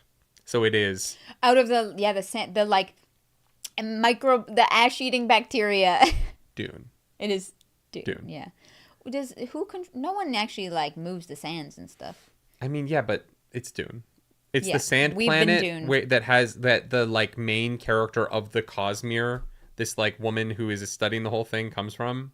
I don't know if she's the main character. Doomed. Judah, thank you for that super chat. I mentioned the RPG will have an overview of how the Cosmere and investiture works across worlds and the specific limitations if you're a world hopper. Totally. Here's the problem. Okay, here's the problem with it. In terms of storytelling, like Sanderson, to give a Sanderson experience, is that all of his books are about people who don't really understand their magic systems, learning about them through the reveals of the story, in a way that in order to sit down and play these games, you have to kind of understand what the fuck's going on, or else playing the games is very like. Can you imagine? It's going to be a different experience for sure. Can you imagine playing D&D and you're sitting there and your DM is just explaining to you as your character learns what Fireball is? Mm-hmm. It's just, again, it's not a bad experience. I just think that people who come into it looking to play a Sanderson are going to have a... It's going to be different. There's just going to be a weird thing there. Yeah. Where, like, you're going to have to adapt your expectations to what a TTRPG is. Yeah. A little bit. Apparently, Sanderson himself said the first version of White Sand was just a Dune ripoff. Oh, really? Yeah. That's not surprising. Everyone rips off Dune eventually. It's hard not to. There's a billion books. Yeah. Yeah. This planet is very cool. Taldania. I'm excited when we get to visit it. Yeah. It is interesting that the investiture is similar in that, well, it's similar to silver on Silence's planet in that it's white when it's fully invested or deep blackness when it's depleted, the same way that the silver is like shiny and then it tarnishes when it's been used.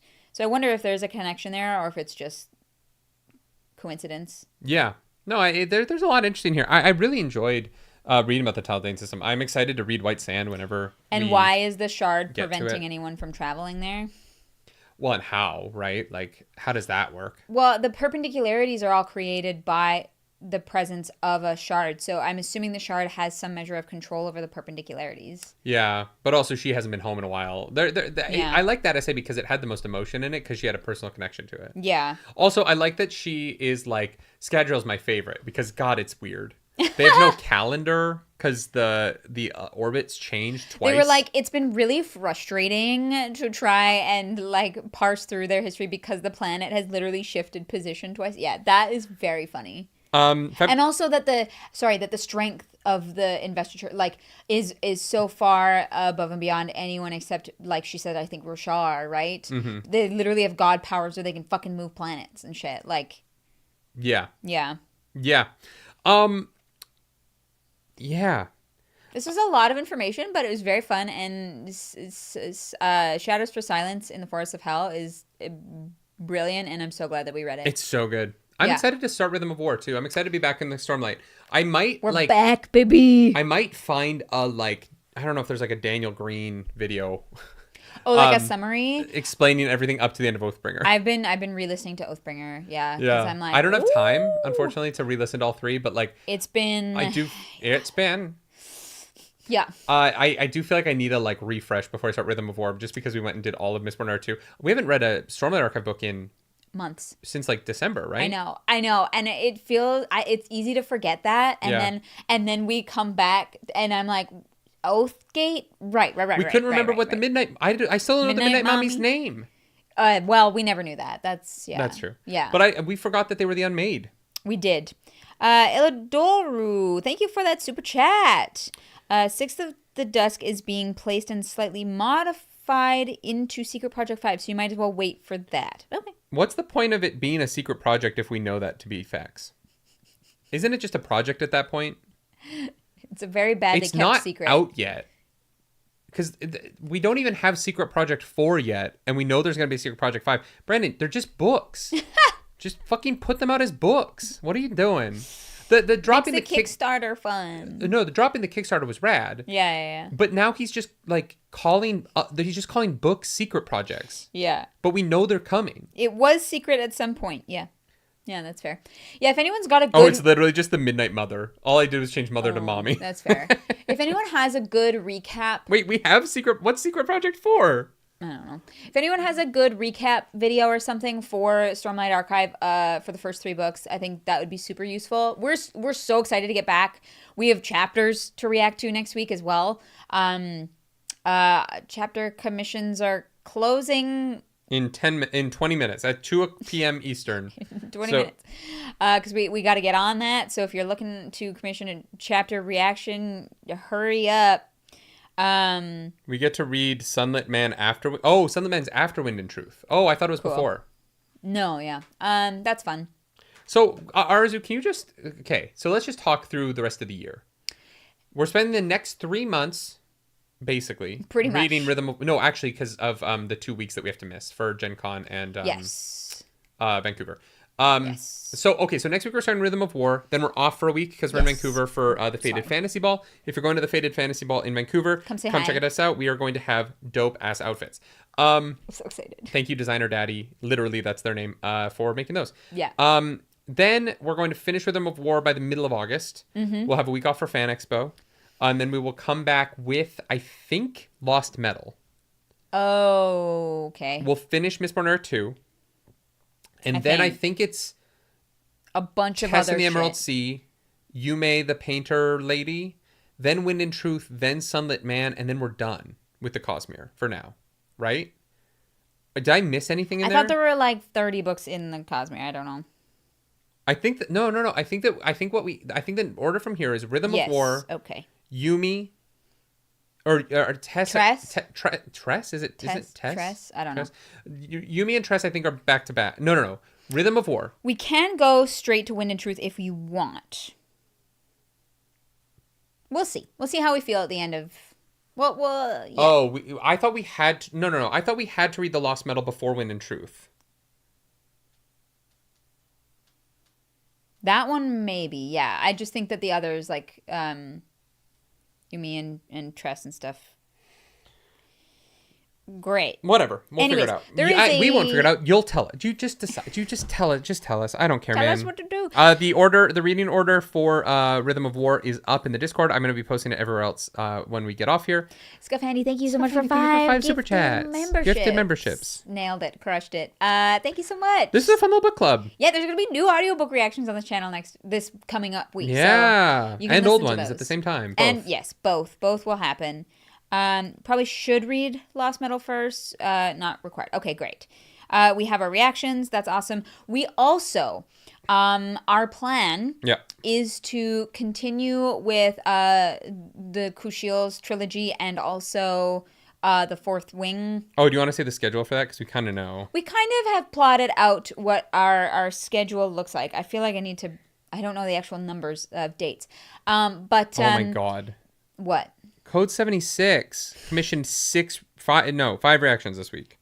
Mad lad. Code 76, thank you. Thank you. And Arzu commissioned chapter 8. So we have chapters Nice. 2, 3, 6, 7, 8, and 11.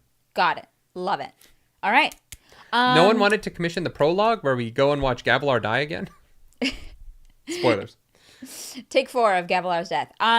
So the next book club that is not Cosmere is, can you just pull up the So here's Google the plan. Calendar? So y'all, I know that people are waiting for Kushiel's, but we don't have time in the next couple of months to add, because we want to do Kushiel's in chunks the way that we did the first book. We need to break that one up a little bit. And so here's the plan. We are going to, Oh, I've got it here. on June 18th, which is a Wednesday, June 18th, we are going to cover Iron Flame, the whole book. Yes. Then a month later, on July 16th, Yeah. we're going to cover, that's also a Wednesday, we're going to cover the entirety of Onyx Storm, and we're going to be done with Yes. Fourth Wing series for now. And then we are going to chunk out the remaining 2 Kushiel's books. Yes. To do one Kushiel's book across the end of August and September. Yeah. And then one across October, so that we are only doing one book club a week in November, December, when the next version of Here's Without Borders 2 is going to be live. Which is going to be a 5-week, 10-session, 36-player thing. Charity. We do what we do for charity. So the end of year charity event this year is going to be bigger than ever. It always really is. dumb. Yeah. We've started working on it. So the plan is to add one book club in June, one book club in July, and then probably 7 or 8, 9, 10 book clubs for Kushiel. Finished those trilogies. Did we? We're still alive. Oh, yeah. So that we finished the Onyx Storm trilogy, and we finished the Kushiel's first Kushiel's trilogy before Heroes Without Borders 2 starts. Yes. In November. Yes. Yeah. That's the plan. That's kind of, the rough plan, because again, we've said we want to try and do more book clubs on here, but this is about all that we can add right now with all the other stuff on our plate. Yes. And so very excited for all of that. Yes. But those are the dates. We're gonna finish Fourth Wing first, just because we can do those in one-offs. We're not gonna split those out into sections, because I just don't think it's worth it. I don't think it's worth it. I don't think those books are really complex enough to do that. That's fine. They're fun. We had fun reading the first one, so we're gonna cover 2 and 3 just just to do it, to complete it. And then obviously I'm really excited to get back to Kushiels, but Kushiels is also a lot on top of Stormlight. Like both are very dense. There's a lot going on there. So we're just giving ourselves more time with that. Well, and we're gonna do Kushiels with like Lost Metal and hopefully be done Kushiels but when we get into Wind and Truth. Yeah. So the goal is to put Kushiels alongside less dense Cosmere. Yeah. Yeah, just because doing Kushiels and Rhythm of War together sounds like a headache for me. Versus like doing Kushiels along with the Lost Metal, which like Miss Bernard 2 is just not as dense each week. Or like, Trust in the Emerald Sea, like those kinds of things. I think will better balance out like our brain power with Kushiels. So that's kind of the plan for the rest of the year. And then obviously we're going to do a lot of like book reviews, maybe baby book clubs, things that are a little bit easier. Percy Jackson. I'm going to do Percy Jackson this year. And so that'll probably just be me though. I don't think you're going to do that with me. No, I read those books when I was younger, so I'm kind of like. So I'm going to be doing my baby book clubs of Percy Jackson. Those might be live. I don't know yet. I might do a book club on the Priory of the Orange Tree because it's a book. I might join you for that actually. All right. Yeah. It's a book we've had for a while. It's big, like it looks a little intimidating, but if I chip away at it and just kind of like bring it to a book club at some point, like give you guys advance notice to talk about it, I think that'd be fun just to keep adding other stuff. Yes, then we would start 2026 probably with like the end of Wind and Truth and Sunlit Man and go from there. Yeah. Yeah. Hell yeah. Yeah, crazy, hey? And then Discworld maybe. I don't know. We'll figure out next. We'll figure out what's next in December. We have our plan for the year for book club. Yeah, we kind of got to get to we got to get to the end of 2025 because it's been a fucking. So yeah, we'll figure it out. Thank you so much for watching. This has been an incredible little show. Clarus, do you want to do? I don't know how to do high and low. I don't want to do it for all of them. Let's do high and low of let's. I don't have a low. I'm telling you right now. I don't either. It's just so good. It's so good. Silence is amazing. Yeah. My low is that we spend an hour talking about morality at the beginning of this podcast. No one is surprised. Yeah. Yeah. Yeah. I think I think we both just like consistently reinforce positions that are long held and understood by our audience. And so if you're like, that wasn't great content creation, you're right. Yeah. You're right. I don't think we swayed each other at all. We just kind of like said how we feel about nihilism versus optimism. It was a group therapy session. Yeah. Yeah. I love that for us. I mean, hey, sometimes you need therapy. Yeah. Everyone should give it a shot at least once. Which is why we're sponsored by... No, I'm so fucking kidding. Nope. We would never take their sponsorship. We're sponsored by Gamer Sups. Kind of. Get that caffeine into your veins with some vitamins and all that jazz, and it's tasty as fuck. Yeah. Or the sleepy one. Instead of therapy, just get the sleepy magnesium drink and get a good night's rest. That might solve your problems. CLAROOS on their website for 10% off your order. Got a cute little cat cup. Look at my cat girl. She's great. I love her. I think for me, it's all highs this week. Those short stories were all good. The essays were interesting, and short enough that they're not boring, right? They're too short to be boring. So yeah, definitely the right length for each of them. Yeah. I'm excited to learn more about this woman from Taldane. Yeah, and we'll be back live on Sunday with Sunderfolk. Yes, so I'll be live at 10 a.m. tomorrow. Playing Candle Obscure Episode 4, best game of the year, and then we'll be playing Sunderfolk together Sunday at 3 p.m. Eastern. Yeah, we're excited. It's going to be fun. We're trying to be live more. It's going to be great. Yeah. So thank you for being here, and thank you for subscribing. If you like the video, subscribe to the channel. If you don't, hit the dislike button. Leave mean comments down below because the algorithm got us hungry. We must feed her. This episode, that algorithm goddess is... Silence. Yeah. And William Ann and Sabuki, all three of them. Honestly, crushing it, yeah. And honestly, the grandma. Yeah. Yeah. Yeah. She didn't do great, but she did her best. Okay, and that's the show. If you don't want to stay for Smut Corner, get out of here. Clarus, Smut Corner. What? Okay, I just want to talk about this. So, if you're jacking off in the forest, do you have to jack off slowly? Yeah. Yeah, or the shades will start or maybe you want the shades to watch you, right? Because their eyes turn green. Do you think people go fuck in the woods because they find the shades watching them kind of a thrill? Yeah. It's like a weird exhibitionism kink. Adrenaline exhibition. Yeah. You intentionally go out into the woods to fuck slowly so that you're watched by people who can't tell anyone. True. So it's safe. Yeah. But no matter what, you can't speed up, no matter how excited you get. Honestly, there is something kind of thrilling to that. No, but really, there is something kind of thrilling to like. Oh yeah, somebody's done it. We're gonna do it. Yeah. But like, you have to keep the pace has to be steady. Yeah, it's like no people. Matter how, yeah. It's like people that fuck in public spaces because they can't like be loud, right? Yeah. It's like that. Oh, I can't do this. I gotta like keep it. That's under wraps. Fucking funny. Yeah, 100% people do that. What a weird kink that could only exist there. Literally. Kinks that only exist in the Sanderson universe, a nerdy nightly story. We should just do a whole video on that. Thank you, mods. Do something nerdy night. Bye guys.